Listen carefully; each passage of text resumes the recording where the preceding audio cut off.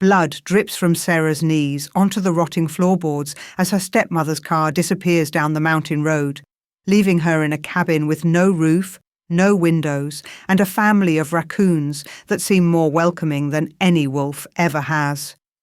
The Mercedes's taillights blink once, red eyes in the gathering dusk.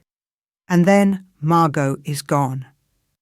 Sarah stays on her knees longer than she should. The gravel from the driveway is still embedded in her skin. Small stones pressed deep when Margot shoved her out of the car. She'd landed hard, and Margot hadn't even paused. Just tossed a single black garbage bag after her, everything Sarah owned apparently, and delivered her parting shot through the open window. "Your father made a mistake keeping you. I'm correcting it." Then she'd driven away, dust rising like a goodbye Sarah never wanted. Now the silence is so complete it rings in her ears. Sarah pushes herself up, wincing as her palms meet splintered wood. The cabin looms in front of her, and calling it a cabin is generous. It's a skeleton. 4 walls that lean like drunk men, a roof that's mostly sky, and windows that are just holes where glass used to be. Vines crawl up the sides, thick and possessive, like the forest has decided to take back what was always its. A chittering sound makes her jump. 3 raccoons sit in what used to be a window frame, watching her with more interest than judgment. One of them is eating something. She doesn't want to know what. "Hey," Sarah says, because talking to raccoons is still better than talking to herself. "You guys live here?"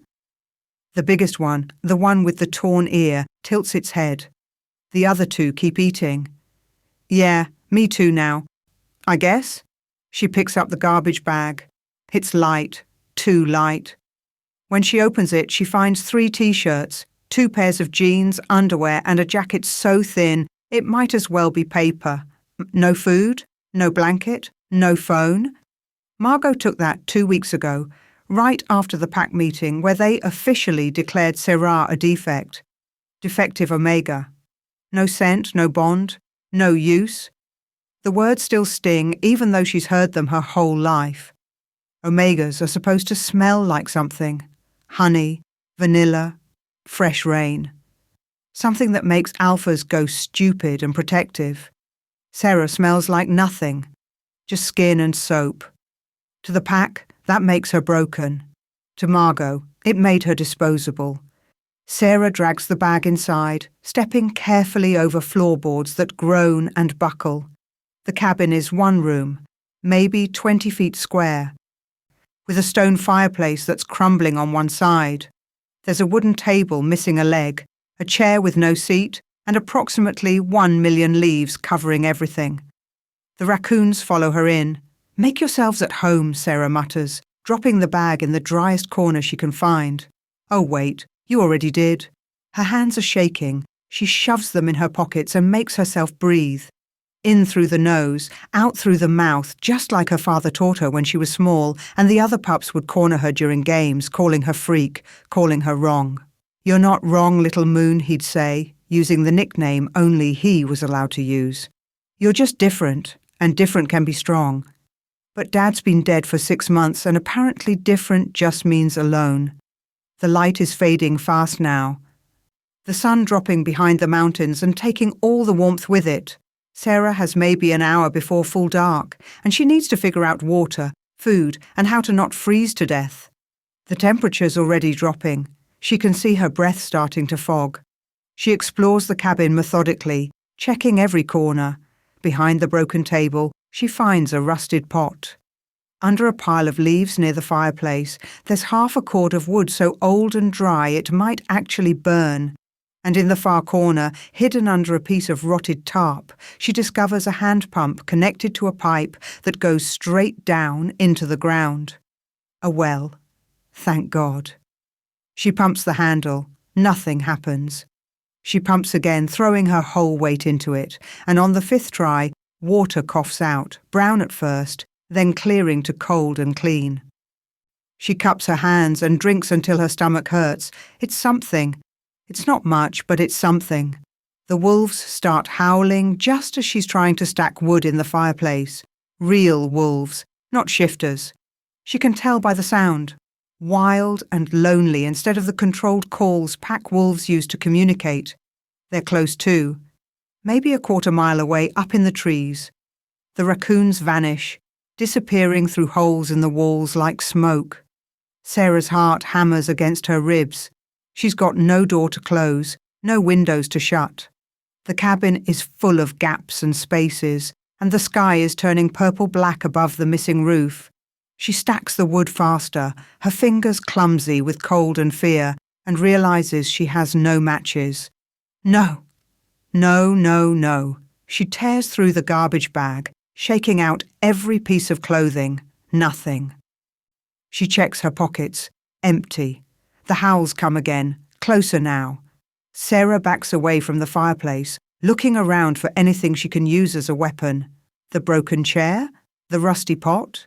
She's never fought anything before, never had to. Omegas aren't fighters. They're supposed to be protected, valued, kept safe in the centre of the pack. But Sarah has no pack now. She grabs the chair leg, tests its weight. It's solid enough to swing. Maybe. That's when her foot goes through the floorboard. She yelps, catching herself on the edge of the fireplace before she falls completely through.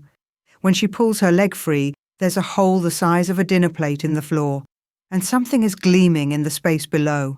Sarah kneels down, careful of the broken edges, and reaches into the dark space between the floor and the ground.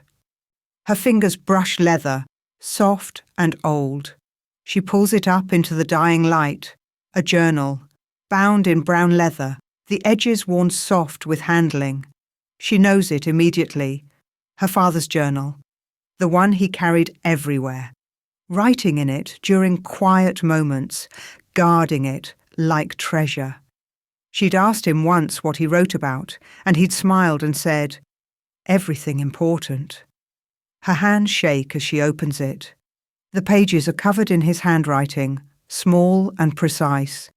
Dates going back years. She flips to the end, to the last entry, written 3 days before he died. The date makes her throat close. 3 days. He'd known something, maybe. Felt something coming. His words are rushed, messier than usual. "If you're reading this, little moon, then I'm gone and you're alone. I'm sorry. I tried to change things. Tried to make the pack see what I see when I look at you. Strength, not weakness. Difference, not defect. But packs are old and scared of anything they don't understand. Margot will try to break you. Don't let her. You're not broken. The cabin is yours. I made sure of it. Legal papers hidden in the bank, under your name only. She can't touch it. It's not much, but it's yours. And sometimes just having something that's yours is enough. If they reject you, survive anyway. Make them regret it." Sarah reads the last line 3 times, her father's voice so clear in her head she almost turns around expecting to see him. Make them regret it. The wolves howl again, so close now she can hear branches breaking as they move through the forest. But something in her chest shifts, settles. She's not just broken Omega Sarah anymore, the one nobody wanted. She's Sarah with a cabin, her cabin, and her father's last words, and a chair leg that's solid enough to crack a skull if she needs it to. The first wolf appears at the window hole, pale eyes catching the last of the light. Sarah stands up, journal clutched in one hand, chair leg in the other. "Come on then," she says to the dark, to the wolves, to whatever comes next. Her voice doesn't shake. Chapter 2. The first tomato comes up 3 months after the wolves.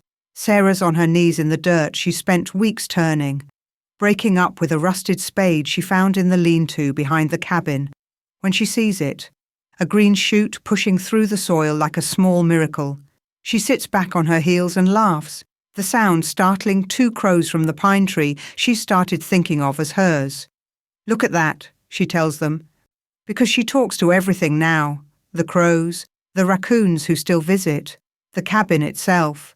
Something actually grew. The crows don't seem impressed, but Sarah doesn't care.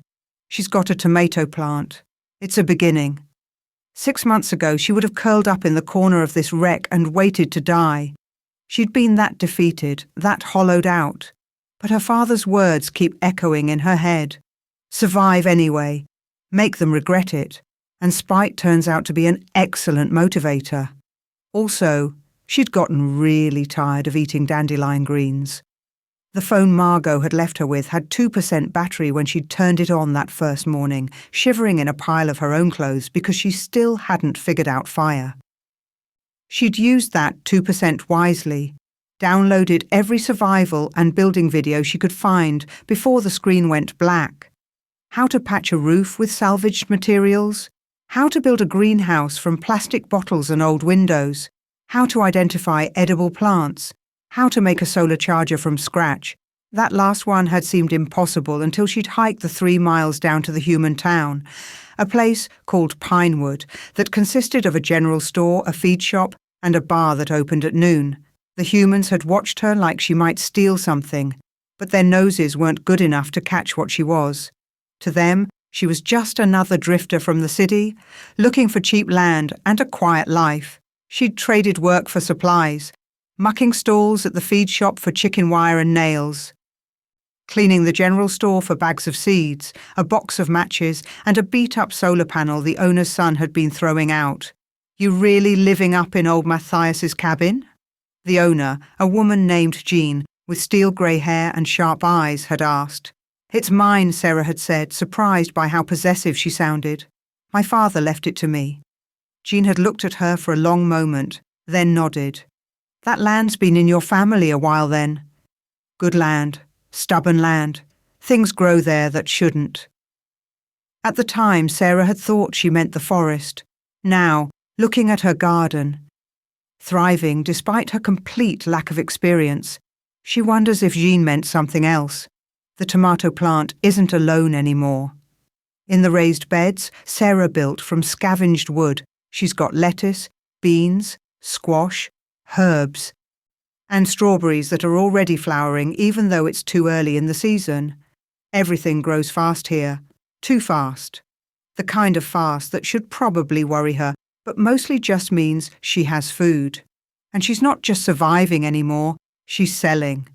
It started with the lavender. She'd planted it around the cabin's foundation to keep the bugs away, and it had exploded. Thick purple stalks that smelled so strong she could barely walk past without getting dizzy. She'd harvested it, dried it, and brought bundles down to Jean's store on a whim. They'd sold out in 2 days. Now she brings lavender sachets, rosemary bundles, salves made from calendula and beeswax she trades for with a beekeeper 3 towns over, and vegetables so perfect they look like they belong in a magazine. The humans pay well, and they don't ask questions. It's the best relationship Sarah's had in years. She's got solar panels on the south wall now, powering a small fridge and the hot plate she uses for cooking. She's patched the roof with corrugated metal and tar paper, insulated the walls with a combination of store-bought foam and old newspapers, and installed actual windows, mismatched and second-hand. But they close. The door she built herself, watching a carpentry video 17 times until she got the measurements right. The cabin's not beautiful, but it's hers. And it's tight enough to keep out the cold, dry enough to keep out the rain, and solid enough that she sleeps through the night now without startling awake at every sound. The greenhouse was harder. She'd built it against the cabin's east wall using plastic bottles she collected from the town's recycling bins, cutting them and fitting them together like scales until she had 4 walls and an angled roof that caught the morning sun. Inside, she's got seedlings for the next planting, tomatoes climbing strings toward the light, and a shelf of herbs that she harvests weekly for her remedies. Sometimes she steps inside just to stand there, breathing in the green smell of growing things, and feels something in her chest unclench. She belongs here. To this place. In a way she never belonged to the pack. It's late afternoon when she feels them coming. She's in the garden, harvesting lettuce for tomorrow's trip to town, when the air changes, gets heavier. The birds stop singing and the wind dies, and every instinct she's supposed to have as an omega, the ones that never worked before, suddenly scream danger. Sarah straightens slowly, knife still in her hand, and watches 3 wolves emerge from the tree line. Not wolves, shifters. She can tell by the way they move, too intelligent, too purposeful. They're in wolf form, but bigger than any natural wolf. The one in front is dark grey with amber eyes, and the other 2 flank him like guards. Her heart hammers, but she doesn't run. There's nowhere to run to, and anyway, this is her land. They shift as they reach the edge of her garden, bones cracking, fur receding, until 3 men stand there in the clothes they must have carried in their mouths. The grey wolf is a man in his 40s, with sharp features and an alpha's arrogance written all over him. The other 2 are younger, broader, watching her like they're waiting for permission to move. "You're on Clearwater territory," the alpha says. No introduction, no courtesy. Just a statement delivered like a command. Sarah wipes the dirt from her hands on her jeans, keeping the knife visible. "No, you're on my territory, and you didn't ask permission to cross it." The alpha's eyebrows rise. Behind him, one of the younger wolves grins like she said something funny. "Your territory," the alpha repeats. "You're packless, an omega. You can't hold territory." And yet here I am, holding it. She's not sure where this backbone is coming from. 6 months ago she'd have submitted immediately, rolled over, apologized for existing. But 6 months ago she hadn't built a home with her own hands, hadn't survived winter nights cold enough to freeze water solid, hadn't learned that she's stronger than anyone, including herself, gave her credit for. The alpha steps forward and the temperature drops. Not literally, but Sarah feels it, the weight of his dominance pressing down, trying to force her to lower her eyes, bow her head, accept his authority. She meets his gaze instead and doesn't blink. Something flickers in his expression. Confusion, then discomfort. "You need pack protection," he says, but there's less certainty in his voice now. "Submit to Clearwater and we'll keep you safe. You can't survive alone." "I've been alone for 6 months. I'm doing fine.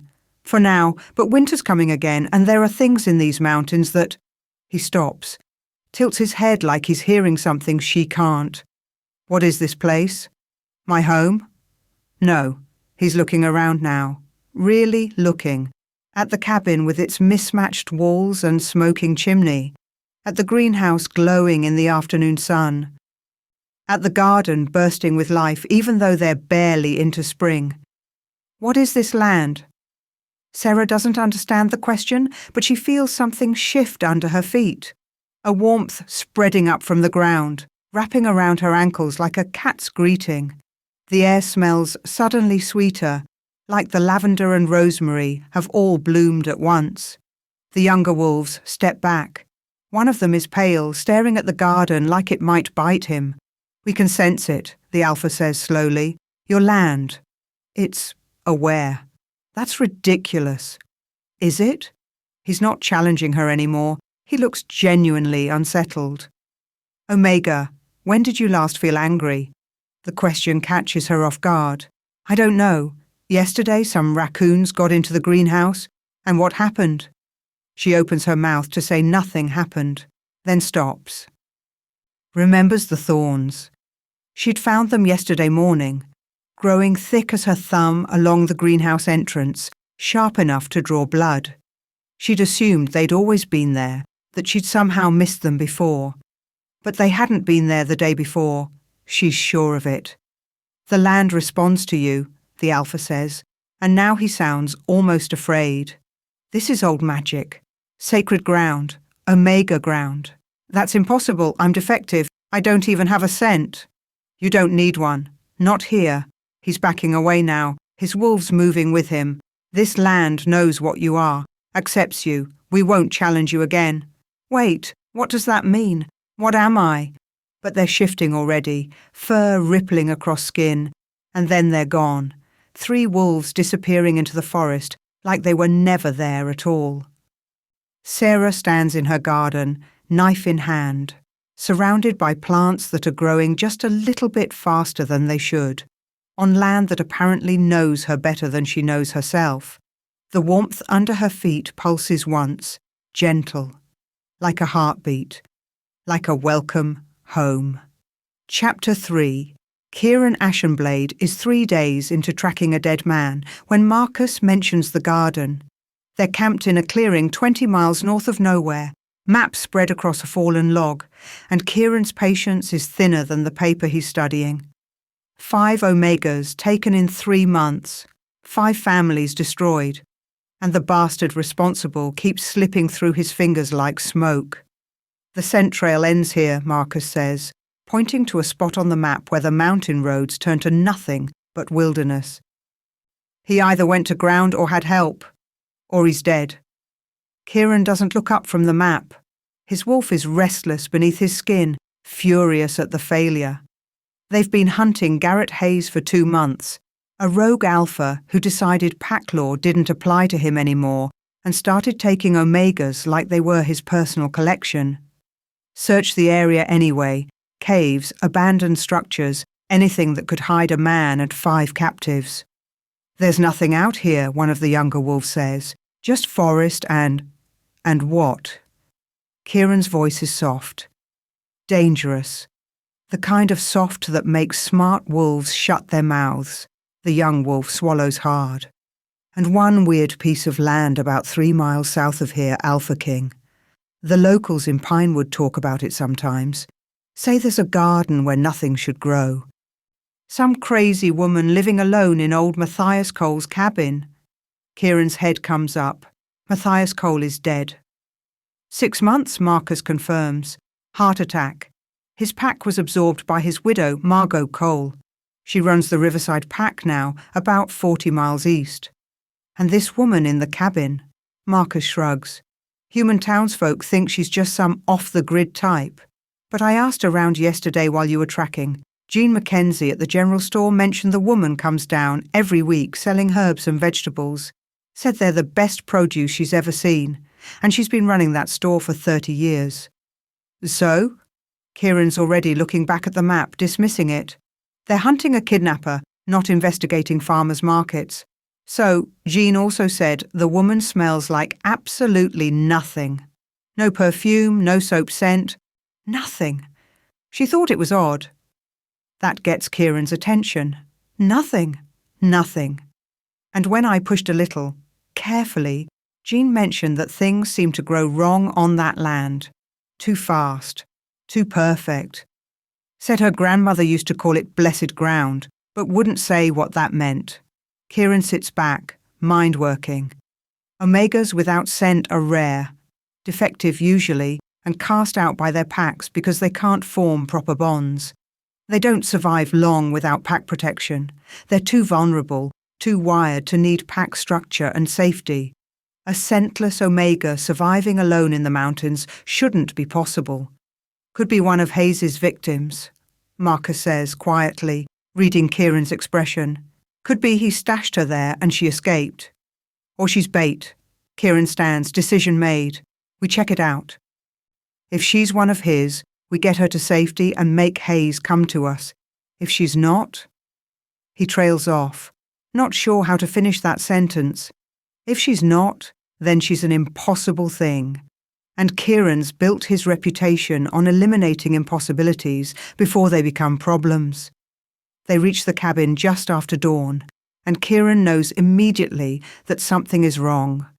Not wrong like danger. Wrong like the world has tilted sideways and forgotten to mention it. The forest here is different. Greener.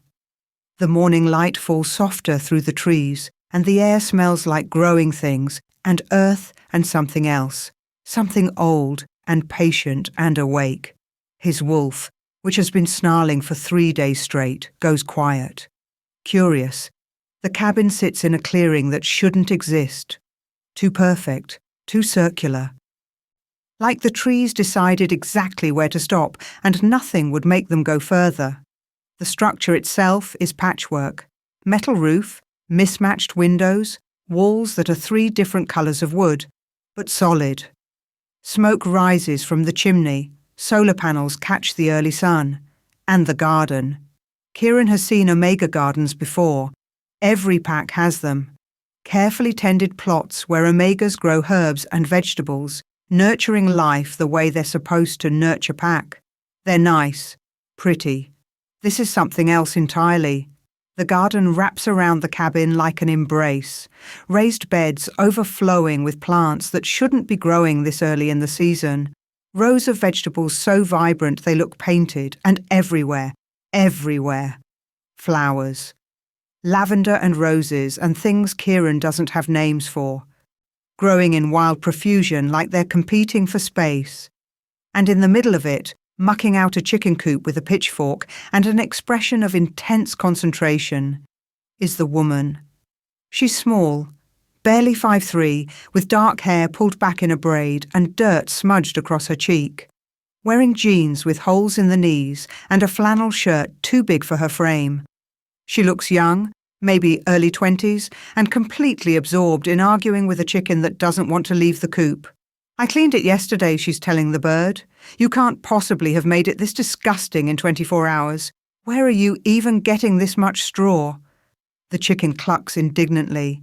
Kieran steps into the clearing and his alpha presence rolls out before him. Automatic, instinctive. It's not something he controls anymore. Not after 15 years as Alpha King. It just is.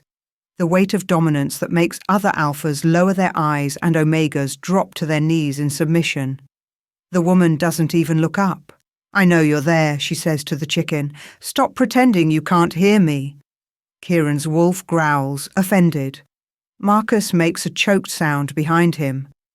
"You," Kieran says, voice cutting across the clearing, command in every syllable. "Omega, show yourself." The woman's head comes up fast, and for the first time, Kieran sees her face properly, heart-shaped, with dark eyes that are currently narrowed in annoyance. Pretty, his wolf notes, then stubborn. "I'm right here," she says, "and I'm not deaf. You don't need to yell." She goes back to the chicken coop. Kieran stares. Behind him, two of his wolves shift nervously. No one ignores the Alpha King. No one. Especially not Omegas, whose instincts should be screaming at them to submit, to please, to make themselves small and safe in the presence of dominant power. "Do you know who I am?" He's walking forward now, letting more of his presence out. The clearing seems to darken with it. "Nope." The woman finally abandons the chicken coop, setting the pitchfork against the wall. She wipes her hands on her jeans and faces him, and Kieran notices 3 things at once. She's not afraid. She's not submitting. And Marcus was right. She has absolutely no scent. Just skin and soap and clean air. "But you're on my property without permission, so unless you're here to buy vegetables, you can leave." "Your property." Kieran stops 10 feet away, studying her, looking for signs of fear, of Omega instinct warring with stubborn pride. He sees nothing but irritation and a woman who looks like she has better things to do. "You're packless?" "Observant." "Omegas can't survive without pack protection." "Weird, because I've been doing it for 6 months." She crosses her arms. "Was there something you actually wanted, or are you just here to tell me things I already know about myself?" Kieran's wolf is doing something it hasn't done in years. It's interested. Not in a protective way, not even in a sexual way. Though Kieran's aware she's attractive in an unpolished, dirt under the fingernails sort of way. No, his wolf is interested the way it gets when facing an opponent who might actually be a challenge. She defied them, looked dominance in the face and shrugged. "There's a rogue alpha in these mountains," Kieran says. Shifting tactics. "He's been taking Omegas. You're not safe here alone." Something flickers in her expression. Not fear, calculation. "How many has he taken?" 5. "That we know of." "When was the last one?" 3 weeks ago, 40 miles north of here." She nods slowly, like she's filing the information away. "Thanks for the warning. I'll be careful." "You'll come with us." It's not a suggestion. "My pack will protect you until the threat is eliminated." "No, that wasn't a request, Omega. And that wasn't an invitation, Alpha, she says, his designation like it's an insult. This is my land, my home. I'm not leaving it because some asshole with a superiority complex thinks I need saving. Kieran's control, honed over 15 years of leadership, slips. You're an omega alone in the wilderness with a predator hunting your kind. Your instincts should be screaming at you to accept pack protection, to submit to a stronger alpha. What's wrong with you? What's wrong with me? Her eyes flash. How about what's wrong with you? You show up on my property uninvited, try to throw your weight around, and then act confused when I don't fall at your feet? I don't know you. I don't know your pack. And I sure as hell don't trust you just because you have an alpha complex and a bad attitude. Behind Kieran, Marcus mutters, "Oh shit." No one talks to the Alpha King like this. No one. Kieran takes a step forward and the ground under his feet warms. Actually warms, like something beneath the earth just woke up and paid attention. The woman notices too. Her eyebrows draw together, but she doesn't back down. "Last chance," Kieran says softly. "Come willingly, or I'll carry you." "Last chance," she echoes. "Leave willingly, or I'll make you." Then she turns and walks toward the cabin, dismissing him like he's nothing more than an inconvenient door-to-door salesman. Kieran's wolf snarls and he's moving before he thinks, crossing the distance between them in 3 strides, reaching for her arm. She spins, and there's a shotgun in her hands. Kieran freezes. Behind him, his wolves tense. "I said," she repeats, voice steady, "get off my property." The shotgun is old, but well-maintained, and she holds it like she knows how to use it. Her finger rests alongside the trigger, not on it, he notes, trained then. Or smart enough to learn. "You going to shoot the Alpha King?" Kieran asks, genuinely curious now. "It's loaded with rock salt," she says. "Won't kill you, but it'll hurt like hell, and you'll be picking crystals out of your ass for a week." She tilts her head. "Your choice?" For a long moment, they stare at each other, his dominance pressing down, her defiance pushing back, and between them, the land humming with something Kieran doesn't understand, but can feel. Old magic. Waking up, taking sides. Then she shifts the barrel down and fires. The shot hits the ground 2 inches from Kieran's left boot, kicking up dirt and rock salt in a spray that stings his legs through the denim. His wolf roars, not in anger, in approval. "Next one's higher," she says calmly, pumping the shotgun again. Kieran raises his hand slowly, stepping back.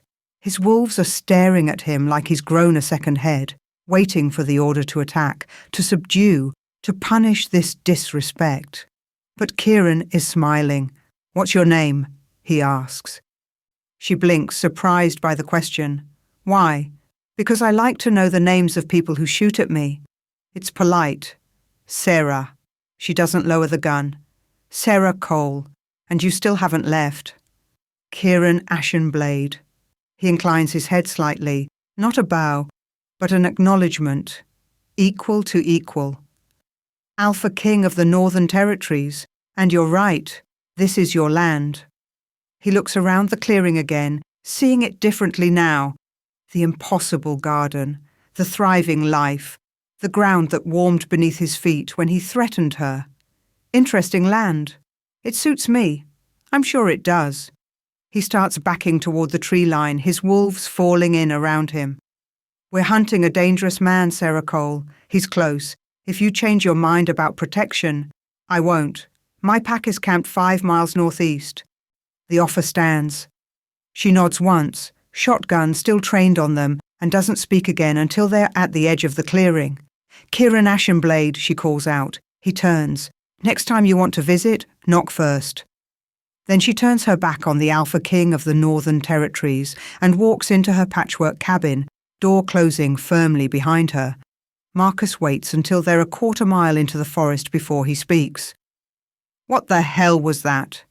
Kieran is still smiling, his wolf pacing with something that feels dangerously like excitement. "That," he says, "was the most interesting omega I've ever met." "She shot at you." "She did?" "And you're pleased about this? Kieran doesn't answer.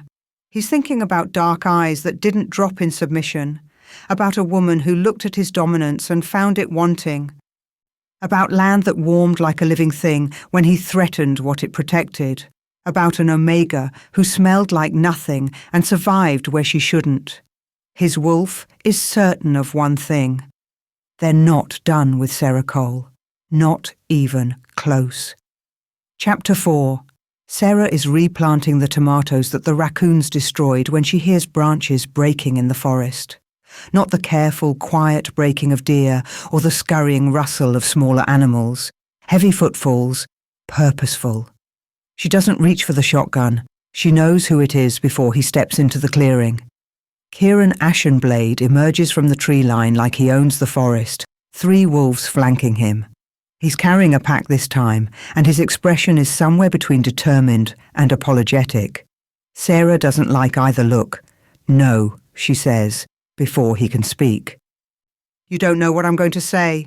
You're going to say you're staying, that you're camping on my land for my protection or some other alpha nonsense, and I'm saying no. She goes back to her tomatoes, pressing dirt around the roots with more force than necessary. We already did this. You left? Stay left. The rogue's trail leads here. Kieran's voice is calm, infuriatingly reasonable. We found evidence of a camp 2 miles northeast. Recent. He's been watching your property. Sarah's hand still in the dirt. Watching? Footprints at the edge of your clearing. 3 different locations. He's been here at least 4 times in the past week, studying the approaches. Kieran moves closer, and Sarah notices his wolves have spread out, checking the perimeter. Professional. Efficient. He knows you're here, Sarah. And he knows you're alone. The fear is immediate and cold. She forces it down, keeps her voice level. Then I'll be more careful. Careful doesn't stop an alpha who's already taken 5 omegas. Neither does having another alpha on my property. She stands brushing dirt from her jeans. For all I know, you could be the rogue, and this is just an elaborate way to gain my trust. Kieran's eyebrows rise. That's actually smart thinking? I'm not stupid? No, you're really not.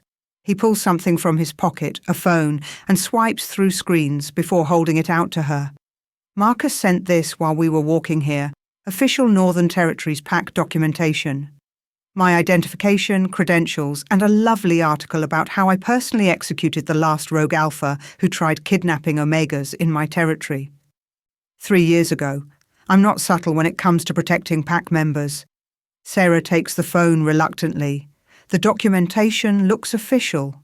Photo of Kieran in formal PAC regalia. Titles, seals, the works. The article is from a PAC newspaper, detailing a hunt and an execution that sounds brutal, even by wolf standards. This could be fake, she says, but her conviction is wavering. It could be, but it's not. He takes the phone back. I'm staying, Sarah, not in your cabin. I can see from your face that's absolutely not happening. I'll pitch a tent at the edge of the clearing. My wolves and I will take shifts watching the perimeter. You won't even know we're here. I'll absolutely know you're here. Then you'll know you're protected. He's already walking toward the eastern edge of the clearing, where the trees are thickest. We'll be gone as soon as Hayes is caught or dead. I'm not here to bother you. You're already bothering me. But he's not listening. His wolves have found a spot they apparently deem acceptable, and they're already unpacking gear. Sarah watches, furious and afraid in equal measure, as they set up camp with military precision. She storms into the cabin and slams the door hard enough to rattle the windows. It takes Kieran's wolves exactly 4 hours to realise she's making their lives deliberately difficult. The coffee she brings out that evening is the worst thing Marcus has ever tasted. He's sure of it. He takes 1 sip and actually gags. What is this, he asks, staring into the mug like it might attack him. Coffee, Sarah says sweetly. I made it fresh. Fresh from what? Hell's basement? The grounds from last week, actually. I don't waste anything out here. She's already walking away back toward her cabin. You wanted to camp on my property. Enjoy? Kieran tries his own mug and understands immediately. She used old grounds, probably multiple times, and then added what tastes like salt instead of sugar. It's barely coffee. It's more like a punishment in liquid form. He's pretty sure she also pitched their tent in the one spot that becomes a mud pit the moment any moisture hits it, which it did, an hour ago. Light rain, barely a drizzle, but enough to turn the ground under their tent into a swamp. She did this on purpose, one of the younger wolves, David, says, staring at the mud seeping under his sleeping bag. Yes, Kieran agrees. So, we move the tent. No. Kieran is smiling, despite himself. We stay exactly where she put us. Marcus gives him a look. You're enjoying this. She shot at me yesterday and now she's serving me bad coffee. I've had pack members try to assassinate me with less creativity. She's a terror. She's resourceful. Kieran dumps the coffee onto the ground. It's too terrible, even for his wolf's constitution. And she's making a point. This is her land. We're guests. Unwanted guests. So we leave? No, we stay. Kieran looks toward the cabin, where warm light glows in the windows. Sarah's shadow moves past the glass, probably making herself an excellent dinner while they sit in the mud drinking garbage coffee. But maybe we try a different approach. The next morning, Sarah wakes to find her fence repaired.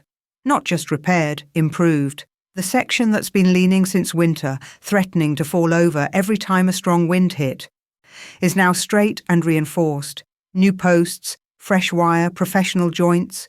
It would have taken her days to fix. Someone did it in hours. She knows who. She finds Kieran by the chicken coop, examining the structure with a critical eye. Stop, she says. He turns, and she notices he's already muddy from the knees down. Good. Stop what? Helping. I didn't ask for your help. No, you gave me terrible coffee and stuck me in a mud pit. He gestures toward the coop. This latch is broken. Foxes will get in. I know, I'm fixing it next week. I can fix it now. I don't want you to fix it. She's angrier than she should be, and she knows it. The fence made something in her chest tight. Uncomfortable. Like owing someone. Something she can't pay back. I take care of my own property. I'm sure you do. Kieran's voice is mild, but his eyes are sharp. But I'm camped here anyway, and I'm bored, and wolves need to be useful. Let me be useful, Sarah. I don't need. Everyone needs help sometimes. He says it simply, like it's fact, instead of something her stepmother spent years making her believe was weakness. There's no shame in it, Sarah wants to argue, wants to send him back to his muddy tent and terrible coffee, and make him as miserable as he's making her just by being here, by being helpful, by looking at her garden with respect instead of confusion. But the fence is fixed, and it's a good repair, and winter is coming again, and… Fine, she snaps. Fix the coop. But that's it. Nothing else. She's back in the cabin before he can respond. By evening, Kieran has fixed the coop, cleared the drainage ditch that keeps flooding near her greenhouse, and left 2 rabbits, gutted and cleaned, on her porch with a note that just says, "For your freezer." Sarah stares at the rabbits for a full minute before taking them inside. The terrible coffee continues for 3 more days. Kieran drinks every cup without complaint, and his wolves have stopped asking for mercy. They've also moved their tent twice, once to higher ground after Sarah's accidental comment about how that area floods easily, and once away from the anthill David discovered the hard way at 2 a.m. She knew about the ants, David says, scratching at bites on his ankles. Probably, Kieran agrees, and she didn't warn us. We're invading her territory. She's allowed to be petty. You're the Alpha King. You don't have to tolerate this. Kieran looks toward the cabin where Sarah's working in her garden, harvesting something green and leafy with efficient movements. She's wearing the same holey jeans and oversized flannel, hair in a braid that's coming loose, and she looks content. At home, in a way he's rarely seen Omegas look. They're usually carefully groomed, dressed to attract and please, performing the role pack expects. Sarah's performing nothing. She's just existing, comfortable in her own skin and dirt. Yes, Kieran says quietly, I really do. The change happens on the fourth night. Sarah doesn't plan it. She's not even sure why she does it, except that the wolves have been hunting in shifts all day and they're clearly exhausted. And when she makes stew for herself, she makes too much. Enough for 5 people instead of 1. She tells herself it's just being practical, not wasting food. She tells herself it has nothing to do with how Kieran caught her when she slipped on whetstones carrying water yesterday, his hands steady and his grip careful, or how he complimented her greenhouse construction, asking genuine questions about the bottle wall technique, or how she caught him sketching her garden layout in a small notebook, making notes like it mattered. She tells herself a lot of things as she carries the pot outside to where the wolves have built a fire. I made too much, she announces, setting it down. You can have it or not, I don't care. Then she tries to leave, but Kieran stands. Stay, he says. Not a command, a request. Eat with us. I already ate. Liar, I can see the pot was just cooked. He's already ladling stew into bowls that Marcus produces from somewhere. Come on, Sarah, call it a truce, temporary. Just for dinner. She should say no. Should go back to her cabin and her walls and her safety. She sits down instead. The stew is good. Venison from the rabbits Kieran brought, plus vegetables from her garden. Herbs she dried last month. The wolves eat like they're starving, and David actually moans after the first bite. This is incredible, Marcus says. What did you put in this? Rosemary, thyme, a bay leaf. Sarah shrugs. Nothing special. Everything you make is special, Kieran says, and there's no flattery in his voice, just observation. Your garden is the healthiest I've ever seen. Your herbs are more potent than anything I can buy from pack suppliers. Even your vegetables taste different. Better. The soil is good here. It's more than that. He's watching her over the fire, and his eyes are too knowing. The land responds to you. Clearwater's scouts mentioned it. They could feel it when they tried to claim this territory. Sarah tenses. I don't know what that means. Don't you? He leans forward, elbows on his knees. Has it always been like this? Or just since you came here? I don't want to talk about this. Okay. He sits back immediately, and the relief is dizzying. No pushing, no demanding. Just acceptance. Tell me about the greenhouse instead. Where did you learn the bottle wall technique? So, she does. And then she's telling him about the solar panels, the water system, the root cellar she's planning to dig before winter. He asks questions that show he's actually listening, and Marcus tells a story about a disastrous greenhouse his pack tried to build that ended with exploding tomatoes. And David demonstrates the wrong way to milk a goat that has everyone laughing. Sarah laughs. Actually laughs. It's been 6 months since she laughed with other people. The fire burns low, and the conversation turns quieter. Marcus and the other wolves excuse themselves to their tent, leaving Sarah and Kieran alone with the embers. Thank you, Kieran says. For what? The stew? The company? Not shooting me again? Sarah snorts. The night's not over yet. Fair point. He's quiet for a moment, then. You've built something remarkable here, Sarah. Most wolves couldn't survive what you've survived, let alone thrive. The compliment makes her chest tight again. Uncomfortable. I just did what I had to. No, you did what most people can't. He looks at her directly, and there's something in his expression she can't name. You should be proud. I'm not. Sarah stops. She was going to say she's not worth being proud of. That's what Margot always said. What the pack always implied. Defective, useless, wrong. But looking at her cabin, her garden, her life built from nothing but spite and stubbornness, she thinks maybe that's not true. Thank you, she says quietly. The wind shifts. Kieran's entire body goes rigid. His eyes dilate and his wolf surges so close to the surface she can see it in the way his muscles tense, the way his breathing changes. What? Sarah asks, alarmed. What's wrong? Your scent. His voice is rough, barely controlled. I can smell you. That's impossible. I don't have a cent. You do? He's standing now, moving closer, but stopping himself, deliberately. Fighting instinct. Wild honeysuckle and thunderstorms. It's incredible. How are you hiding this? Sarah's heart is hammering. I'm not hiding anything. I don't have a cent. The pack tested me. Multiple times. I'm defective. You're not defective. Kieran's eyes are locked on hers. Someone made you think you were. How, Sarah? And suddenly she's back in Margot's kitchen, 14 years old, taking the vitamins her stepmother gave her every morning. For your health, dear, all growing omegas need supplements. She'd taken them for 8 years, every single day, right up until her father died, and Margot kicked her out. Oh my God, Sarah whispers. What? My stepmother. She gave me supplements, said they were vitamins. Her hands are shaking. 8 years, every morning. She was poisoning me? Scent suppressants. Kieran's voice is deadly quiet. Long-term use can permanently damage an omega's scent glands, but if you stopped 6 months ago and your scent is this strong now, he shakes his head. She wanted you to seem defective, wanted the pack to reject you.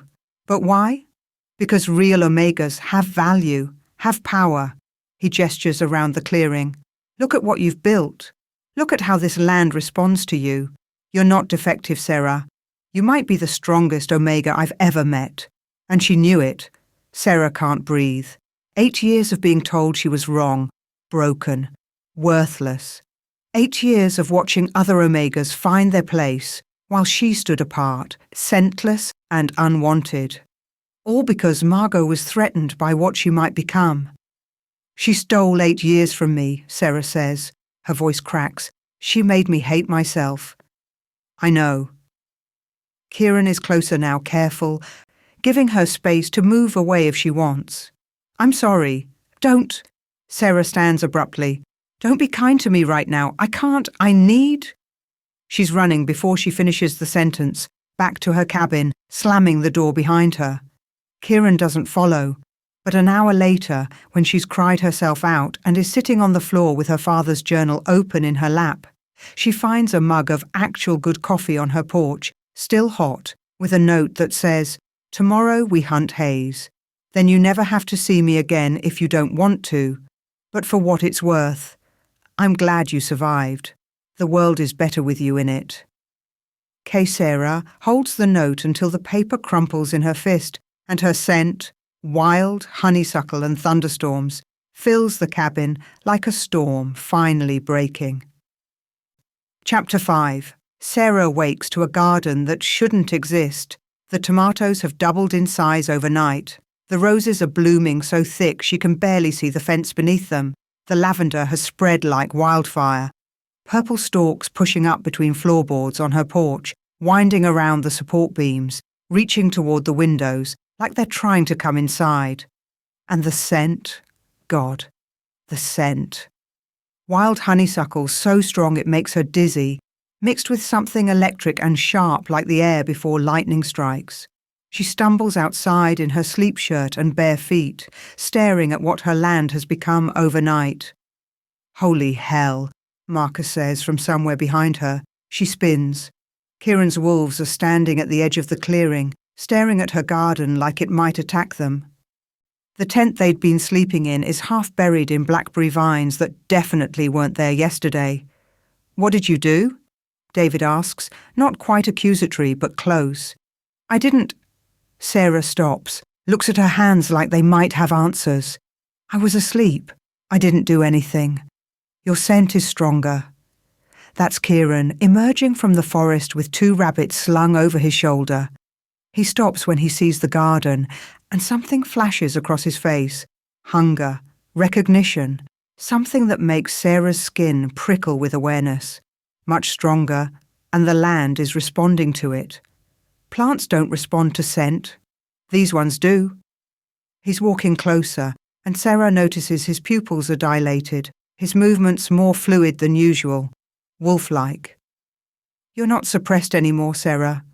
Your omega abilities are manifesting. This is what you were always supposed to be.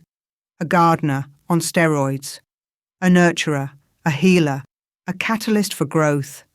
He sets the rabbits down carefully, like he's trying very hard to move normally, and it's taking effort.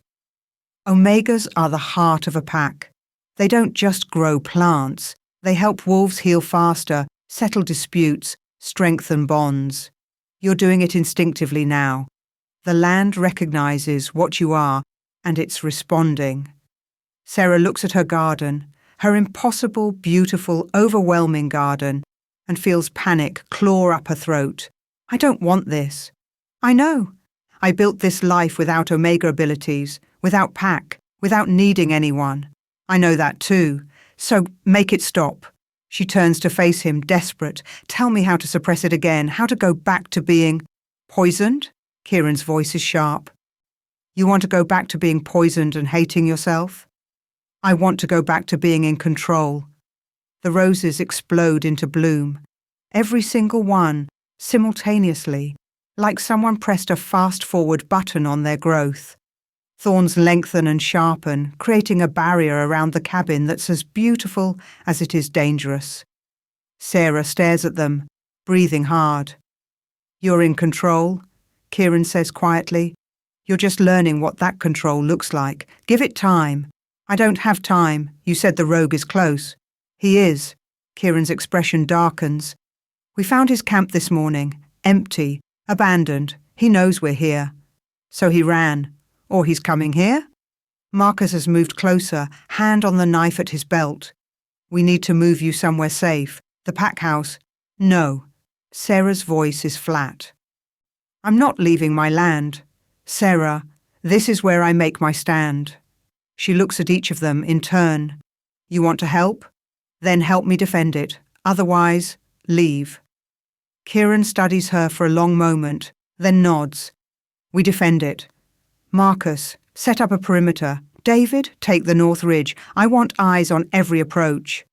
The wolves move immediately, efficient and deadly, and Sarah tries not to feel relieved that they're staying.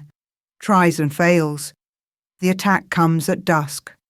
Sarah's in the greenhouse, harvesting basil for a salve she's making, when the birds stop singing. The sudden silence is so complete, it's like the world is holding its breath. Then the smell hits her. Wrong. Rotten. Nothing. Like a wolf should smell. Sickness and fury, and something else. Something that makes her Omega instincts scream danger. Run. Hide. She drops the basil and runs for the cabin, but she's not fast enough. He comes through the tree line like a nightmare, a massive grey wolf with eyes that are too human, too aware, too wrong.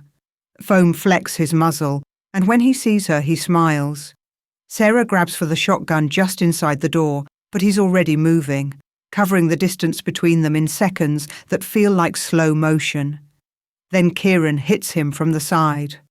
The impact sends both wolves tumbling, and Sarah watches Kieran shift mid-roll, bones cracking, fur rippling, until he's in full wolf form. Massive and black with amber eyes, easily twice the size of a normal wolf. The fight is brutal. Hayes, because it has to be Hayes, fights like he has nothing to lose. Wild, vicious, teeth tearing at Kieran's shoulder, while Kieran goes for his throat. They're a blur of fur and blood and snarling, tearing up the garden Sarah spent months building, crashing through her fence, destroying everything in their path. Marcus and David arrive seconds later, flanking Hayes, and the rogue has to divide his attention. It gives Kieran the opening he needs. He lunges, jaws closing around Hayes' throat, and there's a crack like breaking wood. Hayes goes limp. It's over in less than 2 minutes, but Sarah's hands are shaking so hard she drops the shotgun. It clatters on the porch, loud in the sudden silence. Kieran shifts back to human, naked and covered in blood. His own and Hayes'. There's a gash across his ribs that should need stitches, another on his shoulder that's bleeding freely. He sways, catches himself on the porch railing. Is he dead? Sarah asks. Her voice sounds far away. Yes. Kieran's breathing is laboured. It's done. You're safe. Then his eyes meet hers, and something happens. It's like lightning striking in reverse, not from sky to ground, but from ground to sky. up through Sarah's feet and into her chest where it lodges near her heart. A connection that wasn't there a second ago, now present and undeniable. A golden thread stretching between them, pulling tight, binding them together with a certainty that makes her want to scream. Mate, something whispers in the back of her mind. A voice that isn't hers, but somehow is. Mine. No, no, no, no. Kieran staggers, gripping the railing hard enough to crack the wood. His eyes are wild, Wolf too close to the surface, and when he looks at her again, she knows he feels it too. The bond. The God's damned mating bond. No, Sarah says out loud. Sarah. No. She's backing away into the cabin, looking for walls to put between them, even though she can feel the bond stretching and pulling, hating the distance. This doesn't happen. Not without consent. Not without, this isn't real. It's real? Kieran sounds wrecked. The bond snapped during the fight, when I was protecting you. It recognized. I don't care what it recognized. Sarah's voice is rising, panic sharp in her throat. I didn't choose this. I didn't want this. You need to reject it. I can't. Yes, you can. Right now. Say the words. Reject the bond. Sarah, it doesn't work like that. Say the fucking words, Kieran. He flinches like she hit him. Marcus and David are still in the clearing, very carefully not looking at them, trying to disappear into the background of this disaster.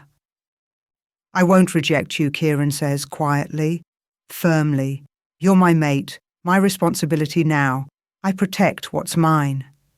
The roses around the cabin grow 6 inches in 3 seconds, thorns lengthening into spikes. I'm not yours. I'm not anyone's. Sarah can feel the tears coming and hates them, hates how her voice shakes. I fought for 6 months to be free, to belong to myself. And now what? I'm supposed to just accept some cosmic bond that neither of us wanted? Be grateful the big strong alpha will protect poor helpless me?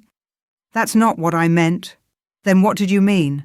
Because it sounds like you're claiming me. Like I'm territory you won because you killed another alpha in my garden. Kieran's jaw clenches. You're twisting my words. Am I? Or are you just realizing how insulting this is? Sarah moves onto the porch.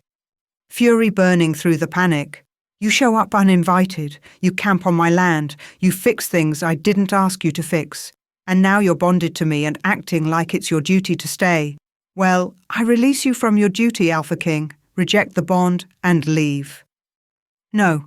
Why not? Because you need protection. I survived 6 months without you.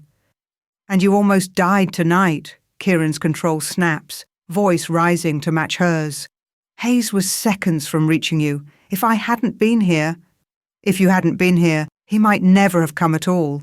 You said yourself he was drawn by Omega sense.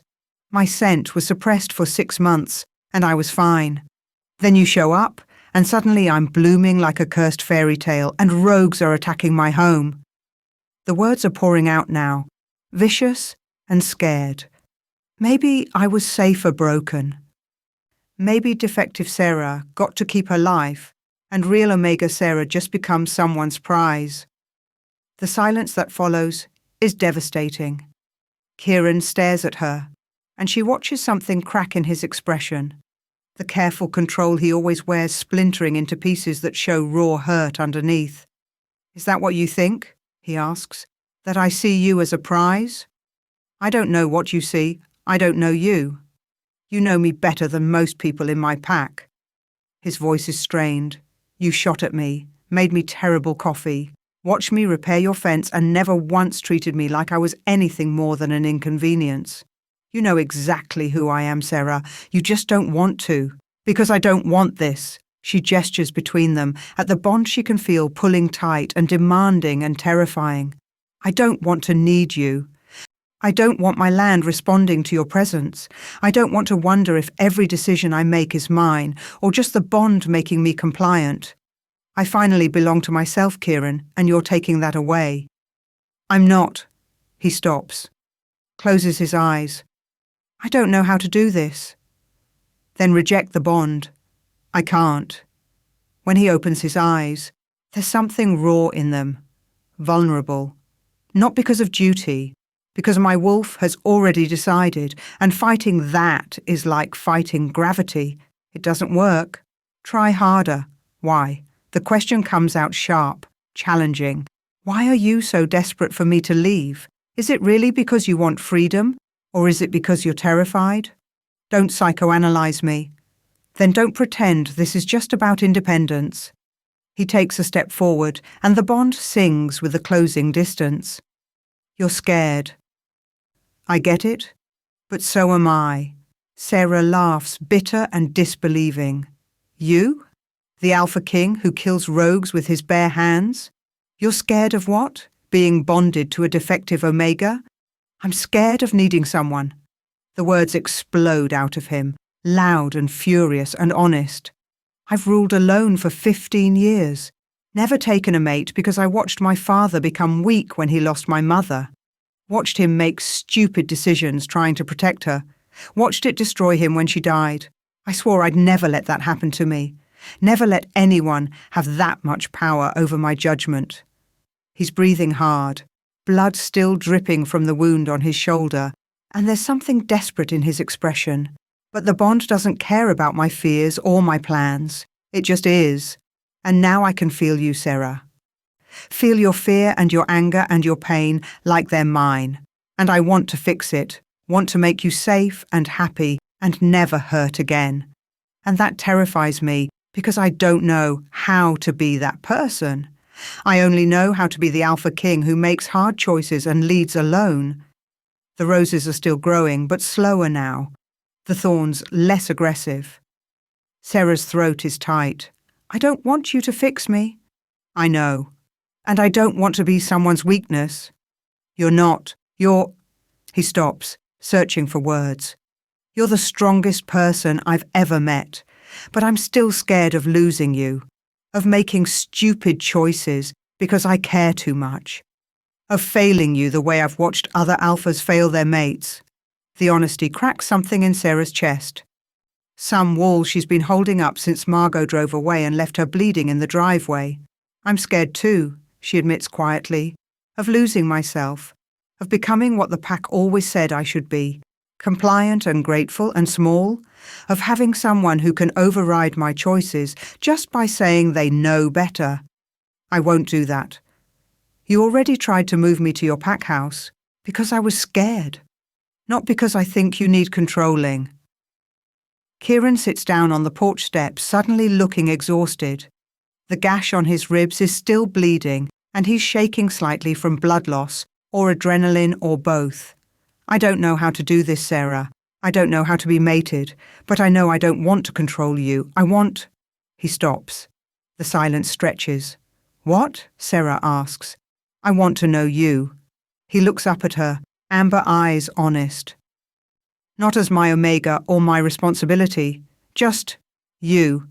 The woman who built paradise from ruins and shoots rock salt at Alpha Kings. The one who makes terrible coffee on purpose and talks to raccoons.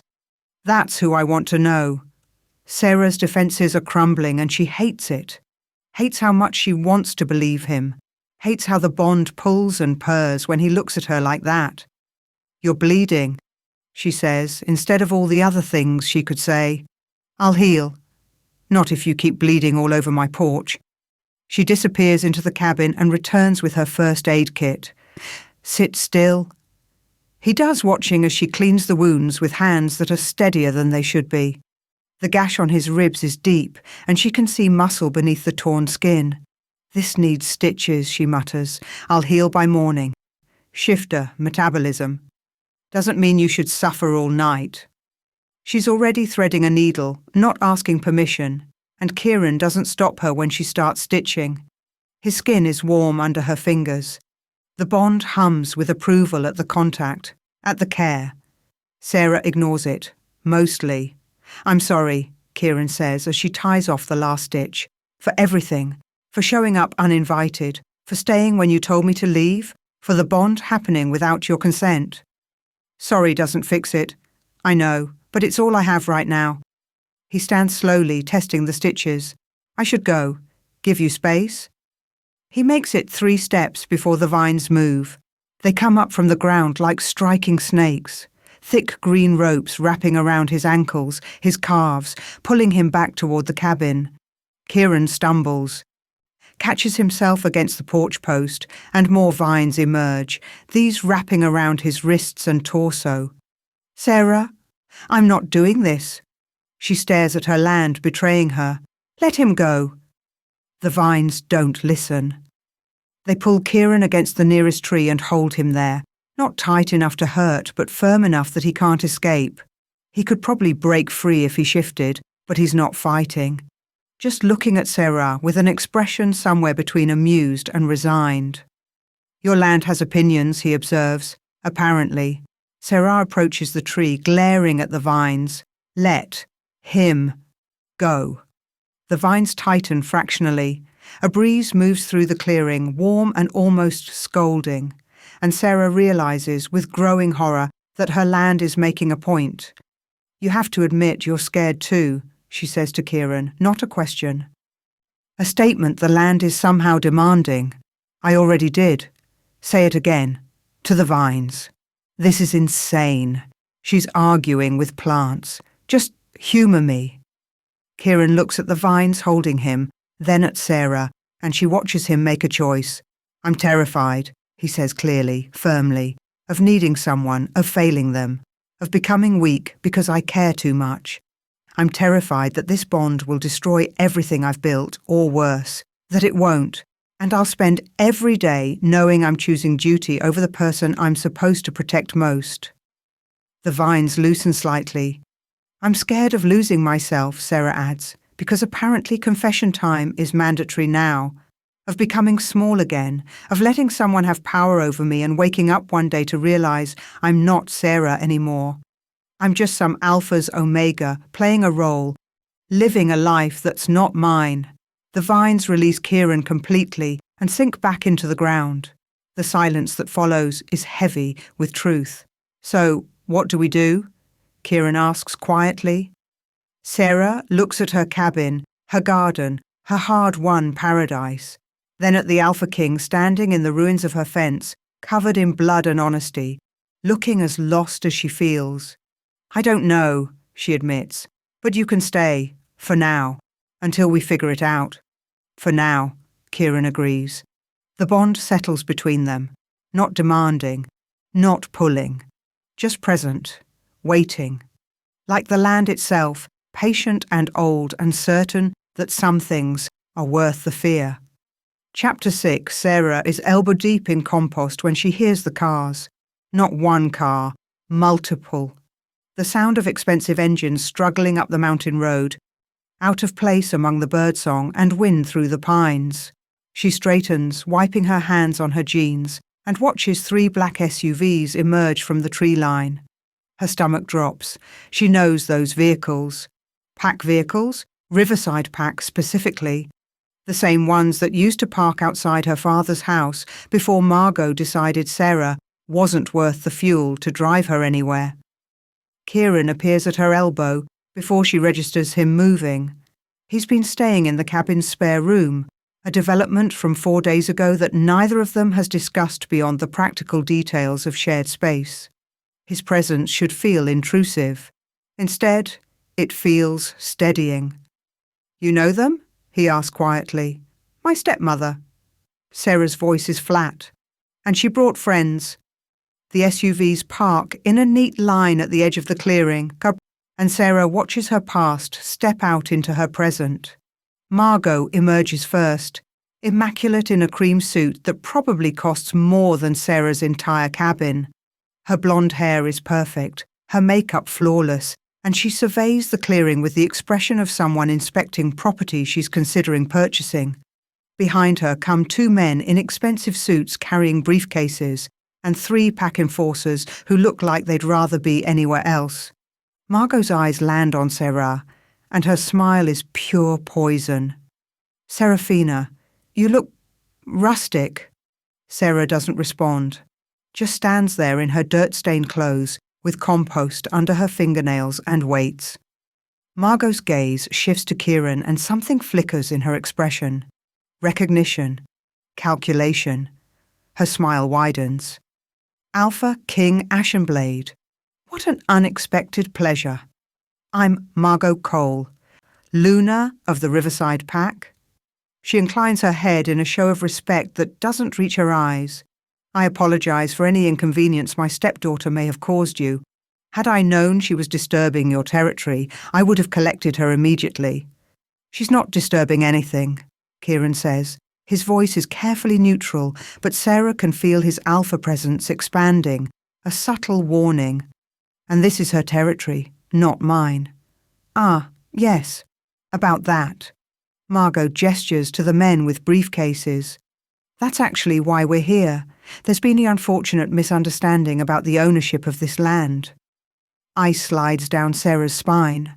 What misunderstanding? This property was never your father's to give away, dear. Margot's tone is sympathetic in a way that makes Sarah want to throw something. It belonged to the Riverside Pack. My late husband held it in stewardship, but ownership remained with the pack. When I inherited his position, I inherited the responsibilities, including this land. That's a lie. Sarah's hands are clenched into fists. My father bought this land before he even met you. It was his. Do you have documentation proving that? One of the suited men steps forward, pulling papers from his briefcase. Because we have pack records showing this land was registered under Riverside Pack Holdings 23 years ago. Here's the deed, properly filed with the county. He holds out papers that look official enough to be real. Sarah doesn't take them. My father had papers too. They were in the cabin. Were they? Margot's eyebrows rise. How unfortunate that you can't produce them. I'm sure they were lost in the years this place sat abandoned. Ah, such a shame. She burned them. Sarah knows it with sudden crystal clarity. Margot burned every document that proved Sarah's claim to this land, probably the same day she dumped her here. This is my home, Sarah says. Her voice is shaking. You can't just take it. I'm not taking anything, dear. I'm simply correcting a mistake. Margot's smile turns sharper. But I'm not unreasonable. The pack has received a very generous offer from Mountain Vista Developments for this land. They want to build a resort, luxury cabins, a spa, hiking trails. It would bring jobs and revenue to the area. They want to destroy it. They want to develop it, turn it into something useful instead of a... Margot waves dismissively at the cabin, the garden, everything Sarah has built. Collection of shacks and weeds. The roses along the fence bloom so fast, Sarah hears the petals unfurling. The thorns grow longer, sharper, and one of the enforcers takes an involuntary step back. You need to leave, Sarah says. Now. I'm afraid we can't do that. The second suited man pulls out more papers. We have a court order granting us access to survey the property. We'll be here for the next few days conducting assessments. Like hell you will. Kieran's voice cuts through the clearing like a blade. This land is under the protection of the Northern Territories. You want to survey it, you go through me first. Margot's expression doesn't change, but Sarah feels the shift in the air, the calculation. With respect, Alpha King, this is a matter of pack law between Riverside and one of our former members. Unless you're claiming territory this far south? She lets the question hang, knowing exactly what she's doing. If Kieran claims the land as Northern Territories, he's expanding his borders into disputed area and potentially starting a conflict with other packs.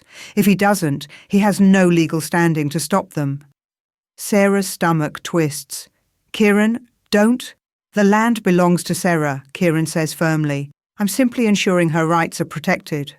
What rights? Margot pulls yet another document from the briefcase.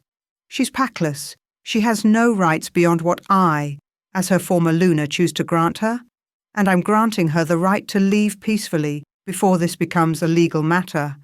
Everything about this is already a legal matter, Sarah snaps. You forged documents and destroyed evidence. Prove it. The two words land like a slap, because Sarah can't. She has no papers. No evidence, nothing but her father's journal with his promises written in ink that holds no legal weight. I'll fight this, Sarah says. I'll get a lawyer. With what money, dear? Margot's smile is pitying now, which is somehow worse than the poison. You sell vegetables at a general store. Legal battles cost thousands of dollars. Do you have thousands of dollars? Sarah doesn't answer. She has $347 in a coffee can under her bed. It's everything she's saved in 6 months. I'll pay for the lawyer, Kieran says. No. Sarah's response is immediate, instinctive. This is my fight. Sarah, I said no. She turns to face him, desperate for him to understand. If you pay, if you claim territory, if you use your authority to override this, I become exactly what I was afraid of becoming. Someone who needs an alpha to solve her problems, someone who can't stand on her own. There's no shame in accepting help. There is, when it proves everyone right. Her throat is tight. Don't you see? If you fix this, Margot wins. She gets to point at me and say, see, she couldn't survive alone after all. She needed the Alpha King to save her. I won't give her that satisfaction. Kieran looks like he wants to argue, but something in her expression stops him.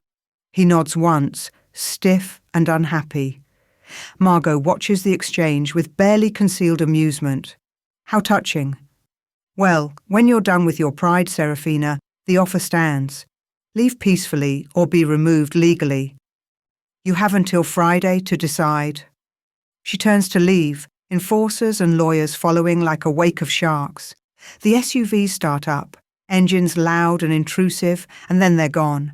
The silence they leave behind is suffocating. You should have let me help, Kieran says quietly. I can't. Sarah's hands are shaking. I need to do this myself. Why? Because she stops, searching for words that make sense. Because this is the first place I've ever belonged. The first thing that's ever been truly mine. If I let you fight for it, it stops being mine. It becomes something you gave me.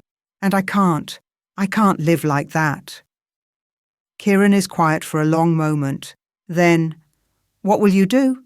Find the documents myself. There has to be a copy somewhere. County records, bank records. Something Margot couldn't destroy. Then I'll drive you to town. Kieran, not to fight your battle, just to drive. His expression is carefully neutral.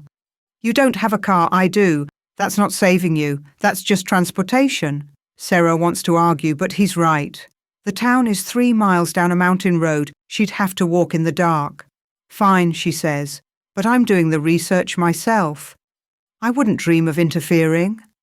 The county clerk's office is in a town 40 miles from Pinewood, in a building that looks like it was built in the 1950s and hasn't been updated since.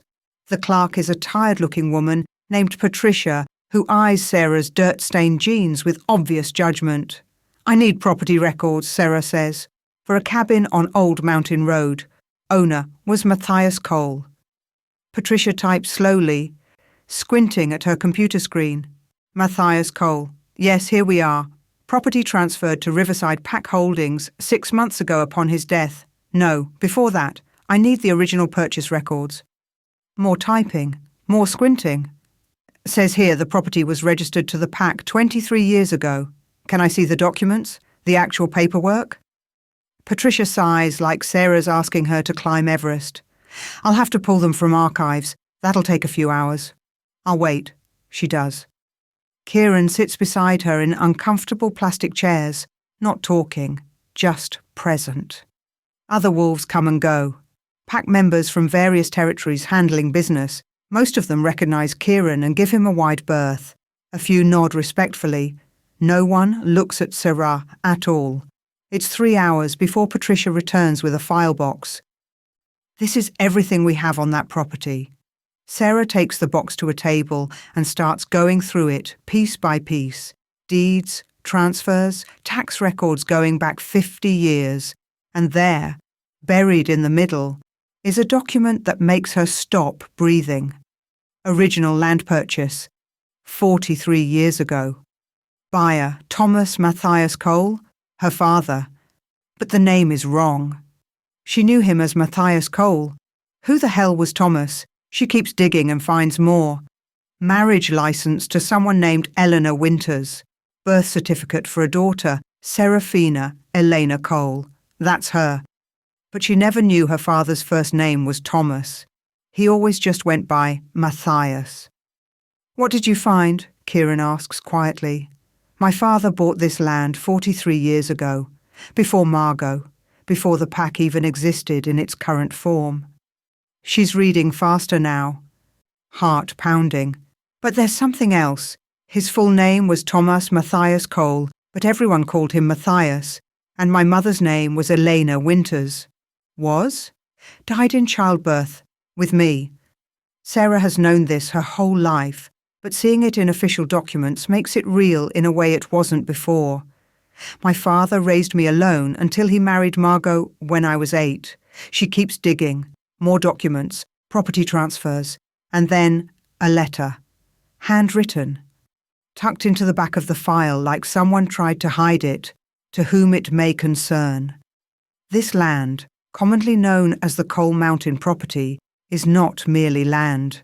It is a sanctuary, a sacred place held in trust by the bloodline of guardians stretching back before packs had names, before territories had borders. I, Thomas Matthias Cole, inherited the role of guardian from my mother, Elena Winters Cole, who inherited it from her mother before her. The guardianship passes through blood, specifically through Omega blood, as Omegas are the only ones the land will accept. Upon my death, the guardianship and all associated properties pass to my daughter, Seraphina Elena Cole. She alone has the right to claim it. Should she choose to accept, she must complete the sanctuary ritual on the night of the new moon following her 22nd birthday. Failure to do so will result in the land reverting to wild state, ungoverned and dangerous. The ritual is not without risk. Unprepared Omegas have died attempting it. But my daughter is strong, stronger than she knows.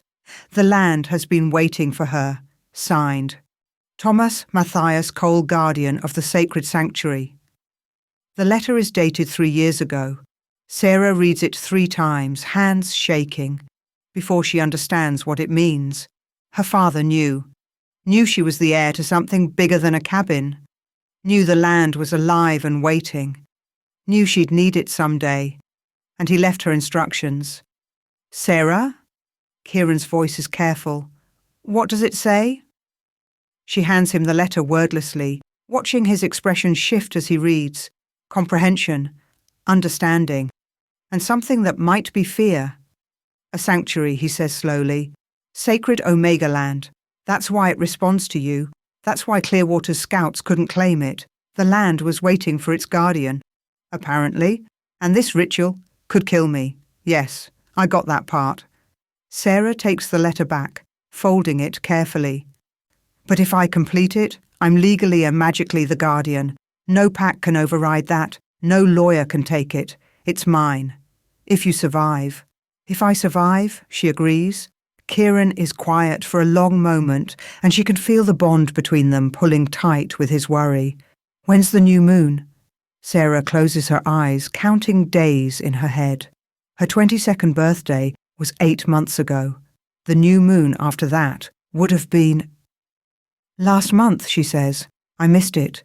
Then the next one is in 2 weeks. She looks at him directly. 2 weeks before Margot's deadline to leave. That's not enough time to prepare. You need training, guidance, someone who knows how sanctuary rituals work. I have my father's letter and 2 weeks. Sarah stands, gathering the documents. It'll have to be enough. She pays Patricia for copies of everything, especially the letter and original purchase records. Evidence Margot can't dispute. Proof that the land was never the pack's to claim. They're halfway back to the cabin when Kieran finally speaks. "I can't protect you during a sanctuary ritual. The magic won't allow outside interference." "I know. You could die, Sarah. If the land doesn't accept you, if you're not strong enough, if something goes wrong..." "I know," she repeats, "but it's the only way to keep my home, the only way to prove I can stand alone." She looks at him, at the worry written clear on his face, and feels the bond ache between them. I'm scared, but I'm doing it anyway. Kieran's hands tighten on the steering wheel. I hate this. I know that too. They drive the rest of the way in silence. And when they reach the cabin, Sarah sees fresh tire tracks in the dirt. Someone was here while they were gone. On her porch is a notice, official and legal, giving her 72 hours to vacate the property. Margot's not waiting until Friday anymore. Sarah picks up the notice, reads it once, then walks inside and pins it to the wall next to her father's journal. 2 weeks until the new moon. 72 hours until eviction. And a ritual that could kill her standing between Sarah and everything she's fought for. She looks at Kieran, standing in her doorway with worry and fear and something deeper in his eyes. Teach me everything you know about Omega magic, she says. We have work to do. Chapter 7. The new moon rises in 3 hours. Sarah stands at the edge of her garden, watching the sun sink behind the mountains and trying not to think about all the ways this could go wrong. She's wearing the simplest clothes she owns. A thin white dress she bought from Jean's store last month that she's never worn because she had nowhere to go that required dresses. Her feet are bare. Her hair is loose. She looks like she's going to a wedding or a funeral, and she supposes both comparisons are apt. Kieran hasn't stopped pacing since sunset. He's wearing a path in the grass near the cabin, his alpha presence crackling with anxiety that makes the air feel heavy. You don't have to do this, he says, for the 14th time. Yes, I do. Also, for the 14th time. We could fight Margot legally. We've been over this. Sarah turns to face him, and the bond between them pulses with shared fear. The eviction notice gives me 3 days. We don't have time for legal battles, and even if we did, the letter says the land reverts if I don't claim it. It becomes dangerous, ungoverned. I won't let that happen. So instead you risk dying? I'm risking living. She moves closer until she's standing directly in front of him, close enough to feel the heat coming off his skin. Actually living, Kieran, not just surviving, not just existing, but belonging to something that can't be taken away by pack politics or legal documents or anyone's opinion of what I should be. You already belong. His voice is rough. Here, to this land, to... He stops, but she hears the unspoken word anyway. To me, the bond aches. I need to do this, Sarah says quietly. For me, not because I don't. She struggles for words. Not because the bond isn't real, but because I need to know I can stand on my own first, before I stand with anyone else. Kieran closes his eyes, jaw clenched tight. When he opens them again, there's something raw and vulnerable in his expression. I can't protect you during this. The magic won't let me interfere. If something goes wrong, then something goes wrong. But it's my choice, my risk. She reaches up, hesitates, then touches his face. His skin is warm, rough with stubble. The bond sings at the contact. Thank you for respecting that. He covers her hand with his, holding it against his cheek for a moment. When this is over, we're having a very long conversation about your definition of reasonable risk-taking. When this is over, you can lecture me all you want. I'm going to hold you to that. Marcus appears from the tree line, David behind him. They've been scouting the perimeter all day, making sure Margot doesn't try anything before the ritual. Both wolves look grim. The moon's almost down, Marcus reports. An hour, maybe less. Sarah nods, takes a breath. Then it's time. The ritual space is in the heart of her garden, where the growth is thickest and the land's pulse feels strongest. Sarah's been preparing it all day, clearing a circle of earth, marking it with stones she found in the creek bed, planting candles at each cardinal point, even though her father's letter didn't specify candles. It just felt right. The letter itself is clutched in her hand, ink smudged from how many times she's read it in the past 2 weeks. The instructions are simple but ominous. Stand in the heart of the land at the new moon's darkest hour. Offer your blood to the earth and your truth to the magic. The land will test you. Accept what it shows you. Survive, and the guardianship is yours. Fail, and you become part of what you tried to claim. No helpful tips on how to survive. No warnings about what the test will be. Just her father's faith that she was strong enough. Sarah hopes he was right. She steps into the circle as the last sliver of moon disappears and the world goes dark. Not normal dark, not night sky dark.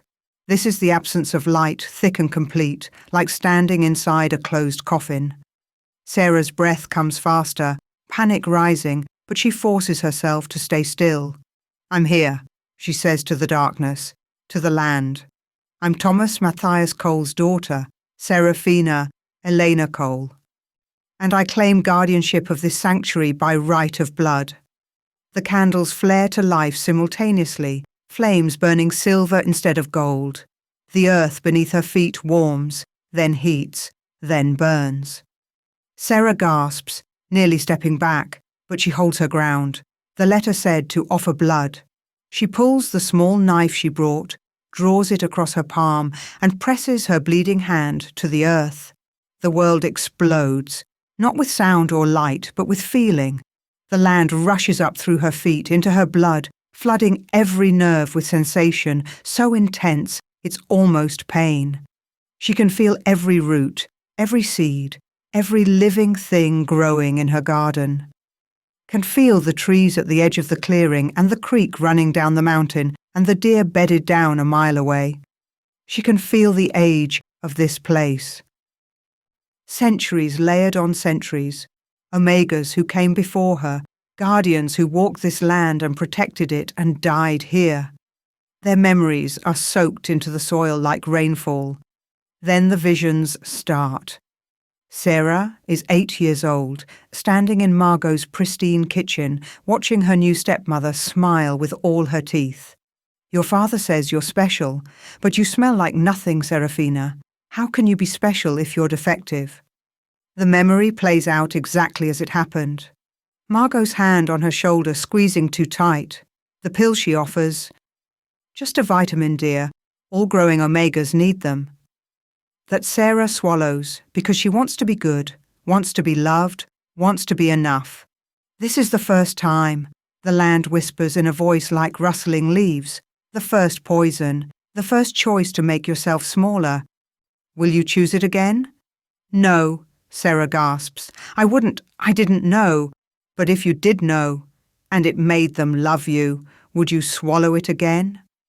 The question is a knife, because Sarah remembers how desperate she was for Margot's approval, how much she wanted pack acceptance, how she would have done almost anything to belong.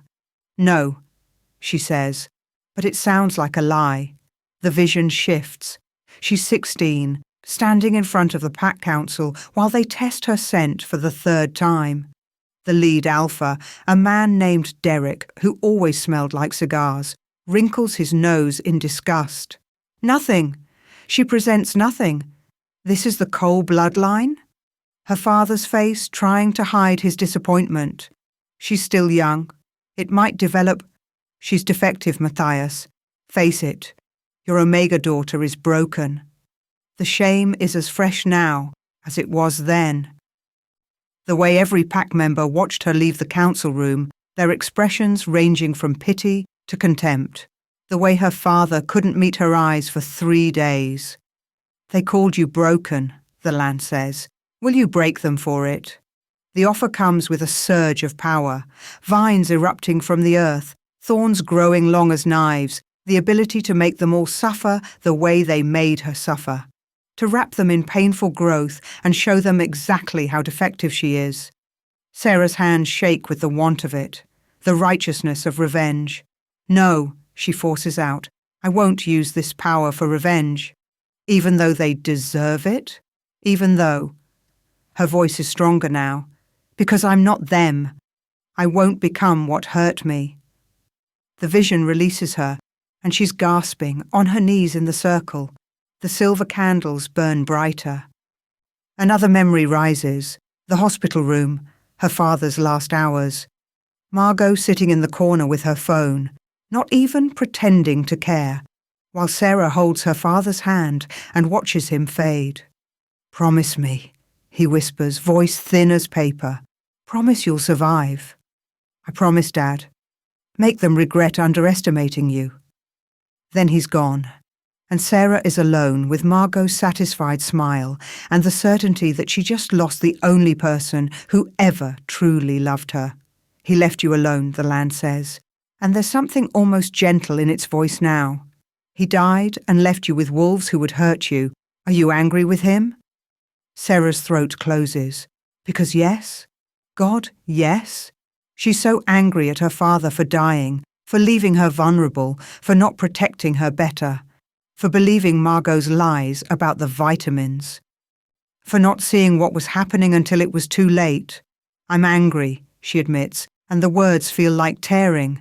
"I'm so angry at him for leaving, for not being strong enough to stay, for—" She breaks off, sobbing, because admitting anger at her dead father feels like betrayal. "And yet you wear his words like armor," the land observes. "Survive anyway. Make them regret it.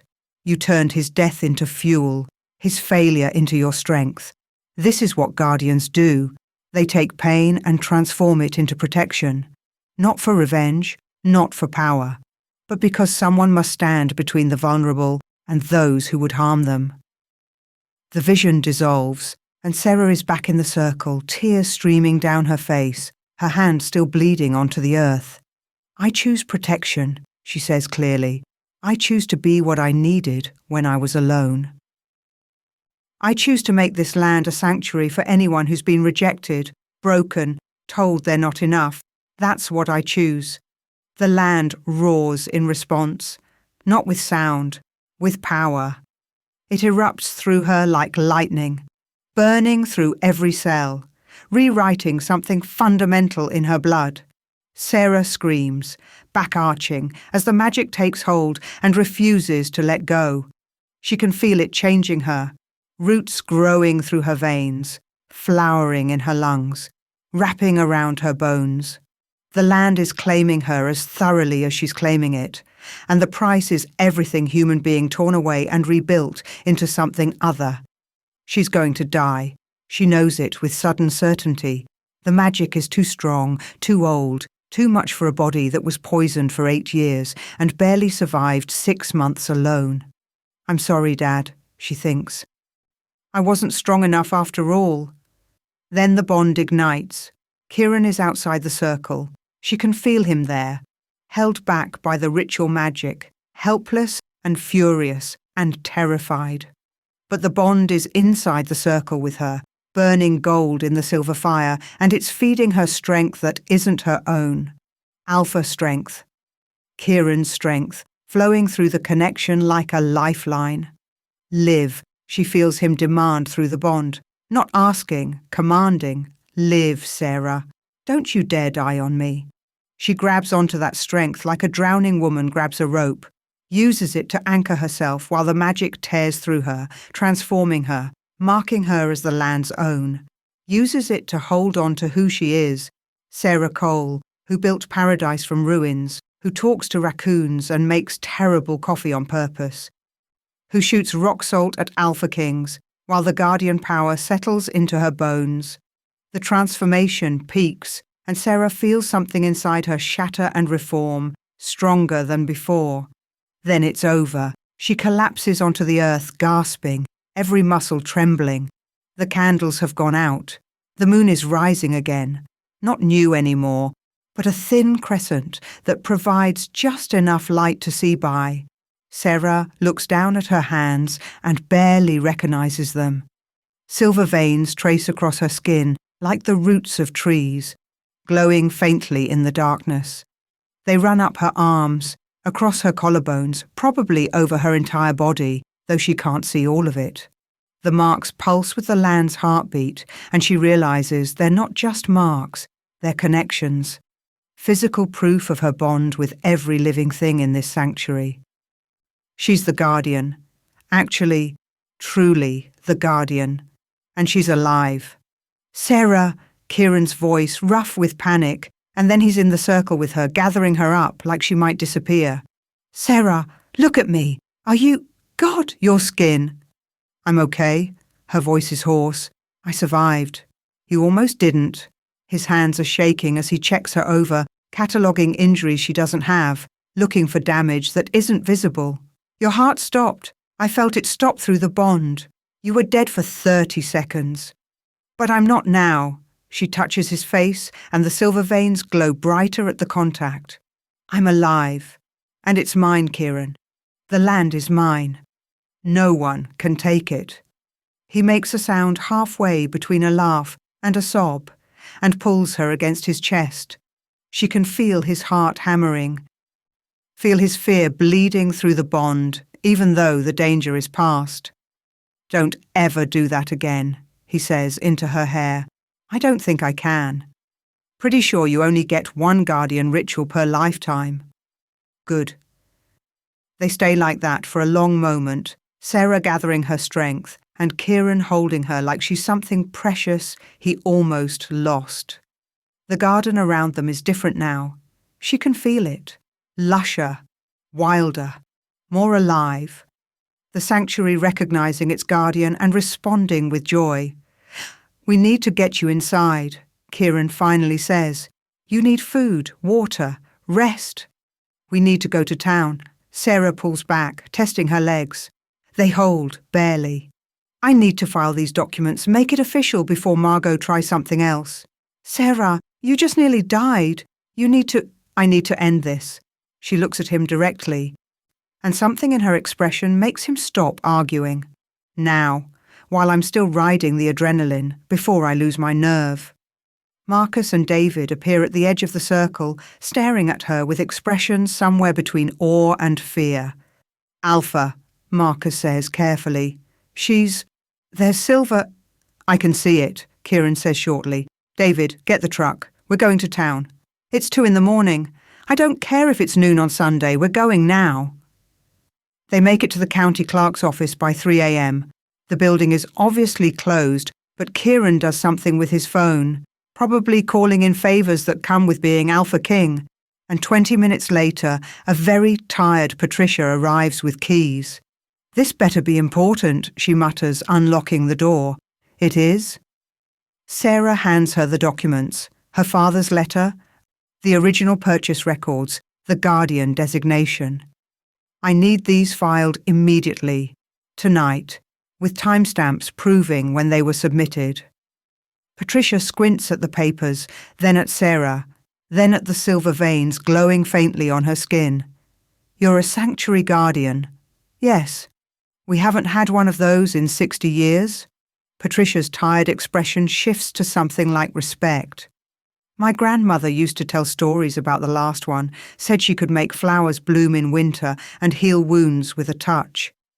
"I can barely stand right now," Sarah admits, "but I can protect this land, and I need it on record before someone tries to take it." Patricia nods slowly, then starts typing. "I'll file everything and put a rush on the processing. By morning this will be official and sealed. No pack can override a guardian claim. It's older law than any territory agreement." "Thank you." They wait while Patricia works, Kieran supporting Sarah when she sways, his presence steady and warm. The bond between them pulses with relief and lingering fear and something deeper that neither of them has named yet. By 4 a.m, it's done. Officially filed, time-stamped, sealed with the county's authority. The land is Sarah's, legally, magically, irrevocably. They're halfway back to the cabin when Sarah's adrenaline finally runs out. She collapses against Kieran and he catches her before she hits the truck floor. "Sarah, Sarah, stay with me." "Just tired," she mumbles. "So tired." "I know, we're almost home. Stay awake just a little longer." But she can't. The ritual took everything, and now the bill is coming due. She slides into darkness with Kieran's voice calling her name and the bond between them burning like a beacon. She wakes to sunlight and the smell of coffee. Real coffee. Good coffee. The kind Kieran makes that she pretends to hate but secretly loves. Sarah opens her eyes to find herself in her bed, covers pulled up to her chin, and Kieran sitting in the chair by the window. He looks like he hasn't slept. There are shadows under his eyes and tension in his shoulders, but when he sees her awake, his expression transforms. "Hey," he says quietly. "Hey." Her voice is rough. "How long was I out?" 14 hours. It's almost noon. He brings her the coffee, helps her sit up. "How do you feel?" Sarah takes stock. Her body aches like she ran a marathon, and the silver veins are still visible on her skin. But she feels strong, grounded, connected to the land in a way that makes her previous connection seem like a whisper. "Like I could move mountains," she admits. "And also, like I might never move again." That's normal, apparently. Marcus called a sanctuary guardian from the historical records. She said the exhaustion lasts a few days while your body adjusts to the magic. There are other guardians. 3 still living. All of them old, all of them powerful, and all of them very interested in meeting you once you're recovered. He sits on the edge of the bed, careful not to jostle her. "Sarah, what you did, what you survived, most Omegas don't make it through that ritual. The power is too much. But you had help." She looks at him directly. "I felt you through the bond. Your strength kept me alive." Kieran's expression shutters. "I shouldn't have been able to do that. The ritual magic should have blocked me completely. But when your heart stopped, He stops, jaw clenched. "I would have burned my entire kingdom down if it meant saving you. The bond knew it. The magic let me through." The confession hangs between them, huge and terrifying and true. Before Sarah can respond, Marcus appears in the doorway, expression grim. "We have a problem." "What kind of problem?" Kieran's alpha voice is back, all business. "I've been tracking the paper trail on Hayes, the rogue alpha." Marcus holds up his phone. "Found some interesting financial records, large payments from a numbered account. Took me 2 weeks to trace it, but I finally got through the shell companies." "Who paid him?" Sarah asks, already knowing the answer. "Margot Cole. She hired Hayes 6 months ago." Marcus's expression is deadly. "Right after your father died. She paid him to watch you, and when you survived and thrived, she paid him to eliminate you. Make it look like a tragic rogue attack on a helpless Omega." The words land like blows. Margot didn't just poison her, didn't just steal her inheritance. She tried to have her killed. "The plan changed when Kieran showed interest," Marcus continues. "Hayes was supposed to back off, let Margot play the concerned stepmother and claim both the land and potential favour with the Alpha King. But Hayes got greedy, decided to try for you anyway, figuring he could blame it on pack politics." Sarah's hands are shaking. The coffee cup rattles, and Kieran takes it before she can spill it. "That's attempted murder," she says. "Multiple charges. She's going down." Kieran's voice is ice. "I've spent 2 months hunting Hayes. Now I know who I should have been hunting all along." He stands, and his alpha presence fills the room like a storm. "Marcus, gather the pack. We're paying Margot Cole a visit, and this time she won't walk away." "Kieran," Sarah starts. "No." He turns to face her, and there's something fierce and protective and absolutely unyielding in his expression. "You fought your battle. You claimed your land. You nearly died proving you could stand alone. Now let me fight mine. Because she tried to kill my mate, and that's a debt I'm collecting personally." The words hang in the air. "My mate," said clearly, claimed openly. Sarah should probably argue, should probably insist on handling this herself too. But she's tired, and Margot deserves everything coming to her. And Kieran looks like he's finally found the target for all his protective instincts. "Make it hurt," Sarah says quietly. Kieran's smile is all wolf. "Oh, I intend to." Chapter 8. Sarah wakes to the sound of wolves returning. Not just any wolves. Kieran's wolves. She can tell by the purposeful way they move through the forest, the controlled energy that speaks of a hunt completed. She sits up slowly, testing her body. The exhaustion has faded to a manageable ache. and the silver veins across her skin have dimmed to a soft glow, visible only in shadow. 3 days since the ritual. 3 days of sleeping and waking, of Kieran bringing her food she barely tasted and water she drank without thinking. 3 days of her body adjusting to the guardian magic now woven through every cell. She's wearing clean clothes. Someone changed her, probably Kieran, and she should feel vulnerable about that, but doesn't. The bond between them has settled into something constant and warm, a presence in the back of her mind that feels as natural as breathing. Sarah makes her way to the porch just as Kieran emerges from the tree line. He's in human form, but barely. She can see his wolf in the way he moves, the amber that hasn't quite faded from his eyes. There's blood on his shirt, not his own, she can tell through the bond, and satisfaction rolling off him in waves. Behind him, Marcus and David are escorting someone in silver restraints that suppress shifting. Margot. Her stepmother looks nothing like the immaculate woman who arrived in designer suits. Her hair is tangled, her clothes torn, and there's a bruise blooming across her cheek. But it's her eyes that are different, the calculation replaced by genuine fear. Sarah. Kieran's voice is rough as he reaches the porch. You should be resting. I've been resting for 3 days. I'm done resting. She looks past him to Margot. Is it finished? Yes. He moves closer, and she can feel his need to touch her, to reassure himself she's real and whole. She gives him her hand, and he takes it like a lifeline. Margot Cole is being charged with attempted murder, conspiracy to commit murder, fraud, and about 15 other violations of pack law. The Riverside Pack has already voted to strip her of the Lunar title. She'll stand trial before the Territorial Council next week. And Hayes? Dead. I told you that 3 days ago, but you were pretty out of it. His thumb traces circles on her palm. Marcus found the financial records proving Margot hired him. Everything's documented. She's not walking away from this. Sarah looks at her stepmother, the woman who poisoned her for 8 years, stole her inheritance, tried to have her killed, and feels nothing. No anger, no satisfaction, no vindication.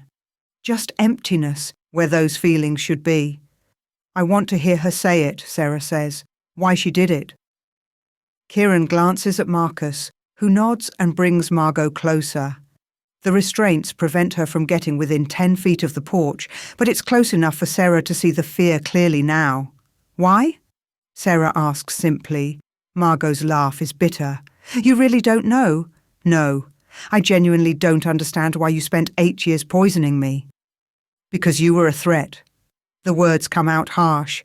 From the moment your father brought you to the pack, I could see it. The way wolves looked at you. The way the land responded when you walked through it. You were 7 years old and already more Omega than I could ever be. Sarah stares. I was a child. You were competition, for resources, for status, for your father's attention. Margot's composure is cracking. I was Luna. I was supposed to be the most important Omega in the pack. But you, defective, scentless, you, commanded more respect just by existing. So I made sure you stayed defective. Made sure you believed you were worthless. Made sure when your father died, no one would fight for you. You stole 8 years from me because you were jealous of a child. I stole 8 years because I was terrified of what you'd become. Margot's voice drops.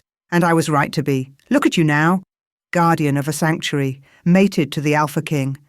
Everything I tried to prevent, you became anyway. The admission should feel like victory. Instead, Sarah just feels tired. I'm not mated to anyone yet, she says quietly, and you're not worth any more of my time. Take her away. Marcus and David lead Margot back into the forest, toward whatever justice awaits her. Sarah watches them go and feels the last piece of her past life dissolve into nothing. How do you feel? Kieran asks. Empty? Is that wrong? No. Closure doesn't always feel like triumph. He's still holding her hand, and she realizes he hasn't let go since he came back. You've been carrying her poison for so long. Now there's just space where it used to be. Space for what? Whatever you want to put there. He turns her to face him, and his expression is open in a way she's never seen before. Raw, vulnerable. Sarah, we need to talk. Her heart stutters. That sounds ominous. It's not. Or maybe it is. I don't know. He runs his free hand through his hair, frustrated. I'm not good at this, at feelings and conversations that matter. I'm better at giving orders and making strategic decisions. Lucky for you, I'm not one of your pack members. I don't follow orders well. I've noticed. His smile is brief. That's actually what I need to talk about. The bond. Sarah's stomach tightens. Okay, it's real. We both know it's real. I can feel you constantly now. Your emotions, your pain, your presence in the back of my mind, like you've always been there. He steps closer, and she can see the fear in his eyes matching her own. But I don't want you to feel trapped by it. Don't want you to think I'm claiming you just because fate decided we're mates. What do you want then? I want to choose you. The words come out fierce, certain. Not because a bond snapped during a fight, not because my wolf recognized you as mine, but because you're the strongest person I've ever met, and you make terrible coffee on purpose, and you shot rock salt at me without flinching, because you built paradise from ruins, and survived poison and rejection, and still chose protection over revenge. Sarah's throat is tight. Kieran, let me finish, please. He's gripping both her hands now, like she might disappear. I want to choose you every day. Want to learn how you take your coffee, the real way, not the terrible way. Want to help you build this sanctuary into something that protects every rejected wolf who needs it. Want to be your partner, not your alpha. Want you to choose me too, freely, without the bond forcing your hand. And if I don't? The question is soft, testing. Then I stay anyway. His smile is crooked. Maybe in the tent, definitely drinking terrible coffee, but I stay because leaving isn't an option anymore. You changed something fundamental in me, Sarah. Made me realize that the strength I thought I needed, the isolation, the independence, the refusal to need anyone, that was just fear wearing armor. You're not afraid of anything. I'm terrified of you. He says it like a confession, of how much I need you, how much I want this bond to be real and chosen and ours, of what it means that I'd burn my kingdom down if you asked me to. Sarah's breath catches. I'd never ask that. I know. That's what makes you different. He's close enough now that she can feel his warmth, see the amber still flickering in his eyes. Every other Omega I've met wanted something from me. Protection, status, access to power. You just wanted me to leave, and somehow that made me want to stay more than anything. I didn't just want you to leave, Sarah admits. I wanted you to leave because I was scared of wanting you to stay. And now? Now I'm still scared, but I'm also tired of being scared. She looks up at him, at this alpha king who learned to be vulnerable because she refused to be anything else. I want to choose you too, not because the bond says I should. Not because you're powerful or important or any of the things that are supposed to matter, but because you fixed my fence without asking. Because you respected my terrible coffee and my boundaries and my need to fight my own battles. Because you looked at my paradise and saw it for what it was instead of what it should be. So we choose each other? His voice is careful, hopeful. We choose each other, Sarah confirms, freely, on purpose, because we want to, not because we have to. The bond between them flares gold and warm, but it feels different now. Not demanding, not pulling, just present. A connection they've claimed instead of one that claimed them. Kieran kisses her, soft and careful, like she's something precious. Sarah kisses him back, tasting relief and joy and the beginning of something that's theirs alone. When they break apart, the garden is blooming around them. Roses opening, lavender swaying. Even the tomatoes seem to be growing as they watch. The land responding to its guardian's happiness. So, what now? Kieran asks. Now we build. Sarah looks at her cabin, her sanctuary, the space her father dreamed of and she fought for. This land is meant to be a refuge for rejected omegas, for wolves who don't fit, for anyone who needs a place to belong. I want to make it real, actually real. Not just my home, but a sanctuary that protects. Then we'll make it real. He says it like a promise. I'll help however you need. Resources, protection, legal standing, whatever it takes. What about your kingdom? You can't just abandon the Northern Territories. I'm not abandoning anything. I'm expanding my understanding of what leadership means. Kieran looks around the clearing and she can see him planning already. I'll divide my time. Weeks here, weeks there. Marcus can handle the day-to-day territory management. That's what betas are for. And honestly, the pack could use some practice functioning without me hovering over every decision. You're going to drive yourself crazy trying to be in two places at once. Probably, but I'd drive myself crazier trying to stay away from you. He pulls her close, and she lets herself lean into his warmth. We'll figure it out. Together. Together. The word feels revolutionary. The sanctuary grows faster than Sarah expected. Within a month, word spreads through the territories about the guardian Omega who survived poison and rejection and created a refuge for the unwanted. The first Omega arrives on a Tuesday, a young man named Riley who was cast out by his pack for being too aggressive, not submissive enough, too wrong to fit the Omega mold. Sarah takes one look at his defensive posture and haunted eyes and says, "You're safe here. No judgment, no expectations, just space to figure out who you are." Riley cries for the first time in 3 years. More follow. An Omega woman named Ash who presented late and was labelled defective.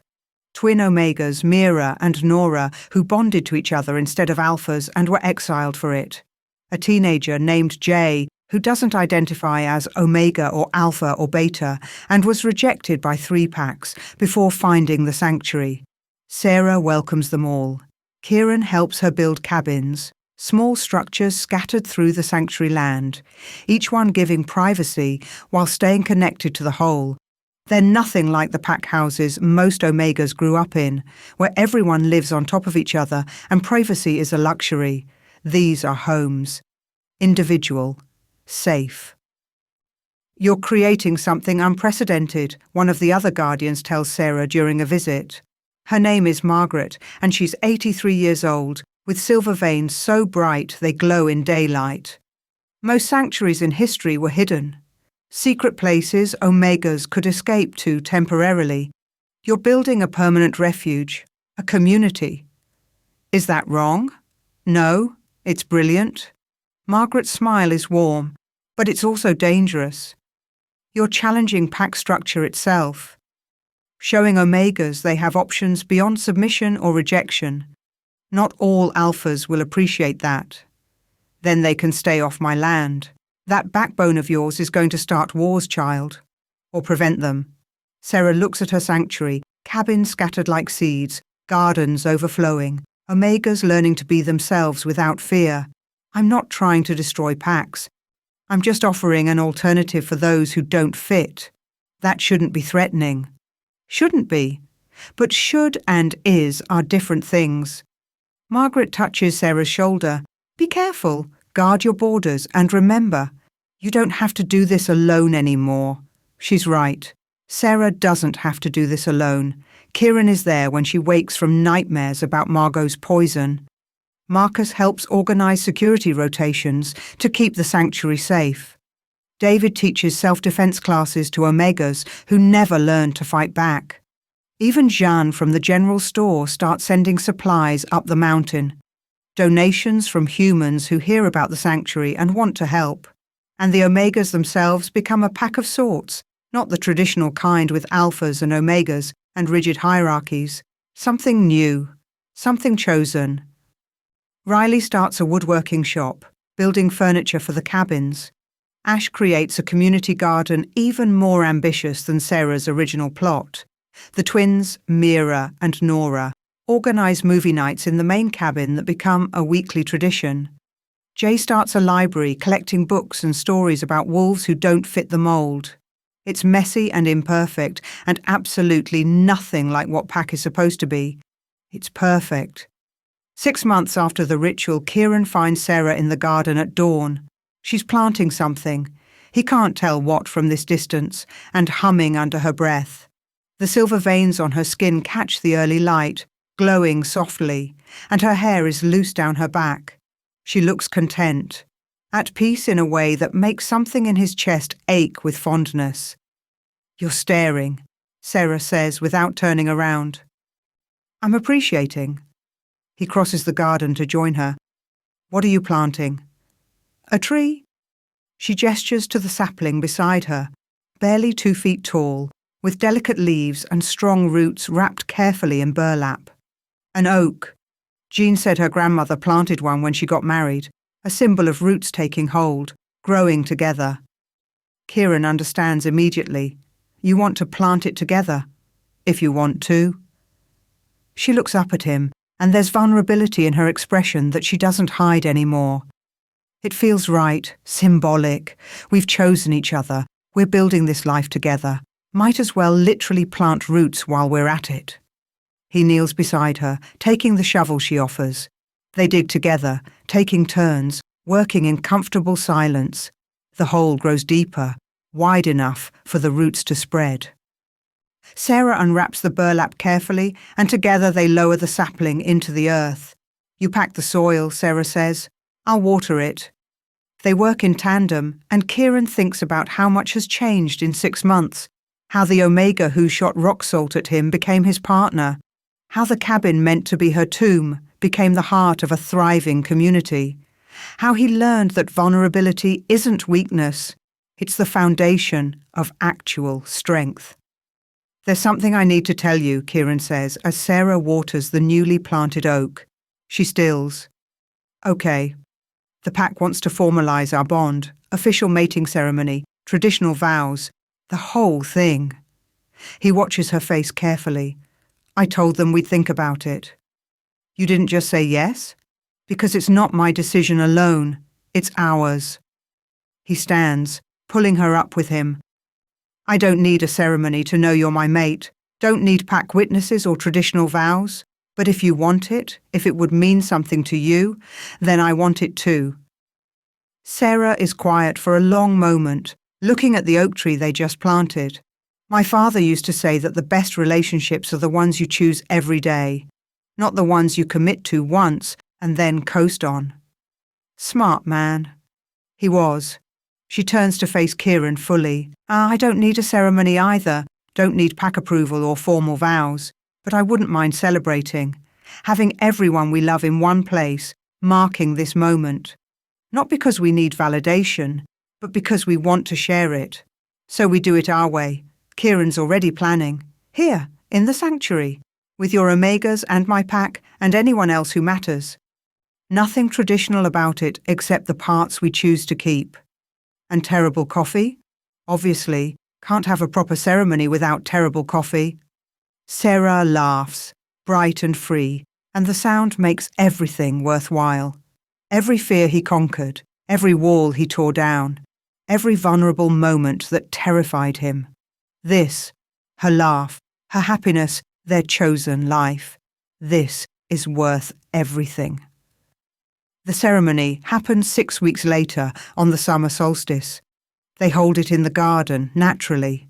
The oak tree they planted together has already grown 3 feet, impossibly fast, like everything else in the sanctuary. Sarah wears a simple white dress with silver embroidery that matches her guardian marks. Kieran wears formal pack regalia that Marcus insisted on, though he draws the line at the ceremonial crown. "I'm already wearing a suit," he argues. "That's compromise enough." The gathering is exactly what they wanted, intimate and imperfect, and theirs. Sarah's Omegas are there, dressed in whatever makes them comfortable. Kieran's pack stands with them. No hierarchy, no division between sanctuary wolves and territory wolves.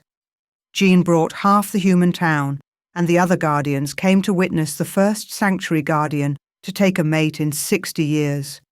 Margaret officiates, her voice strong despite her age. We're here to witness a choice, not a bond forced by fate, but one claimed by two wolves who refused to bend to anyone's expectations, including their own. Sarah and Kieran face each other under the oak tree, hands joined. I choose you, Sarah says clearly, not because I have to. Not because you're an alpha king or because the bond says I should. I choose you because you saw me when I was broken and never tried to fix me. Because you respected my battles and my boundaries and my terrible coffee. Because you taught me that being strong doesn't mean being alone. Kieran's throat is tight. I choose you because you're the bravest person I've ever met. Because you built paradise from ruins and refused to let anyone, including me, take it from you. Because you made me understand that vulnerability isn't weakness, it's strength I was too afraid to claim. Because loving you makes me better at being myself. They exchange rings, simple silver bands that Sarah designed with oak leaves etched into the metal, symbols of growth, of roots intertwining. Then by the authority of the old laws and the older magic, I recognize this bond as chosen and claimed, Margaret says. May your roots grow deep, may your branches reach high, may you always choose each other every day on purpose. They kiss, and the garden explodes into bloom around them. Roses and lavender and wildflowers Sarah doesn't remember planting, all opening simultaneously in a riot of colour and scent. The land celebrating its guardian's joy. The party that follows is chaotic and perfect. Someone produces a guitar, Riley and Ash start dancing, pulling others into the impromptu celebration. The twins sneak champagne to Jay, who's technically too young but pretends to drink it while actually pouring it into a plant. Marcus gives a speech that's both touching and embarrassing. David demonstrates his terrible singing voice. Kieran watches it all from the porch steps. Sarah tucked against his side and feels something settle in his chest. Peace, contentment, the bone-deep certainty that this is where he belongs. No regrets? Sarah asks quietly. Not even one. He kisses the top of her head. You? I regret nothing, except maybe inviting so many people who now expect to be fed. We have an entire sanctuary full of Omegas who cook better than both of us combined. I think we'll manage. Speaking of managing, your pack messaged earlier. There's a border dispute that needs your attention. Kieran groans. Can it wait until tomorrow? Probably not, but you could handle it remotely tonight, then head to the territories in the morning. Sarah looks up at him. I'm not expecting you to be here every second. The sanctuary will survive a few days without you. I know. But I don't want to leave on our mating night. Then don't. Handle the urgent stuff remotely, ignore the rest until tomorrow, and stay here. She stands, pulling him up with her. We have the rest of our lives to figure out the balance. Tonight, just be here. With me. With our weird, imperfect pack. He lets her lead him back to the celebration, to the Omegas and wolves who've become their family. And Kieran Ashenblade, Alpha King of the Northern Territories, learns the final lesson in a series of lessons this Omega has been teaching him since she shot rock salt at his feet. True strength isn't domination. It's partnership. It's choosing love over fear. It's building something together that neither could create alone. It's planting an oak tree and watching it grow. That night, after the celebration winds down and the guests drift to their cabins, Sarah and Kieran sit in the garden under the stars. The oak tree they planted rises between them, already growing strong, its roots spreading deep into the sanctuary's sacred earth. My father would have liked you, Sarah says softly. He would have appreciated how you helped me survive anyway. He would have been proud of you. Kieran takes her hand, threading their fingers together. Of everything you built, everything you became. We became. She corrects him gently. I'm not alone anymore, and neither are you. No, neither of us is alone. They sit there as the moon rises, two wolves who learn that the strongest bonds are the ones you choose, on purpose, every single day. The rejected Omega and the isolated Alpha building paradise from ruins. Proving that sometimes the greatest strength is admitting you don't have to stand alone. The oak tree grows between them, roots intertwining, reaching deep into earth that chose them both. And in the morning, the work continues. The sanctuary grows. Wolves arrive who need refuge, and Sarah welcomes them home. Kieran divides his time, learning to lead from a distance, trusting his pack to function without him hovering over every decision. It's not perfect. There are arguments and challenges and days when the balance feels impossible. But they chose this. Choose it again every morning. And that makes all the difference. The end. Thank you for listening to this story. Like, share and subscribe for more.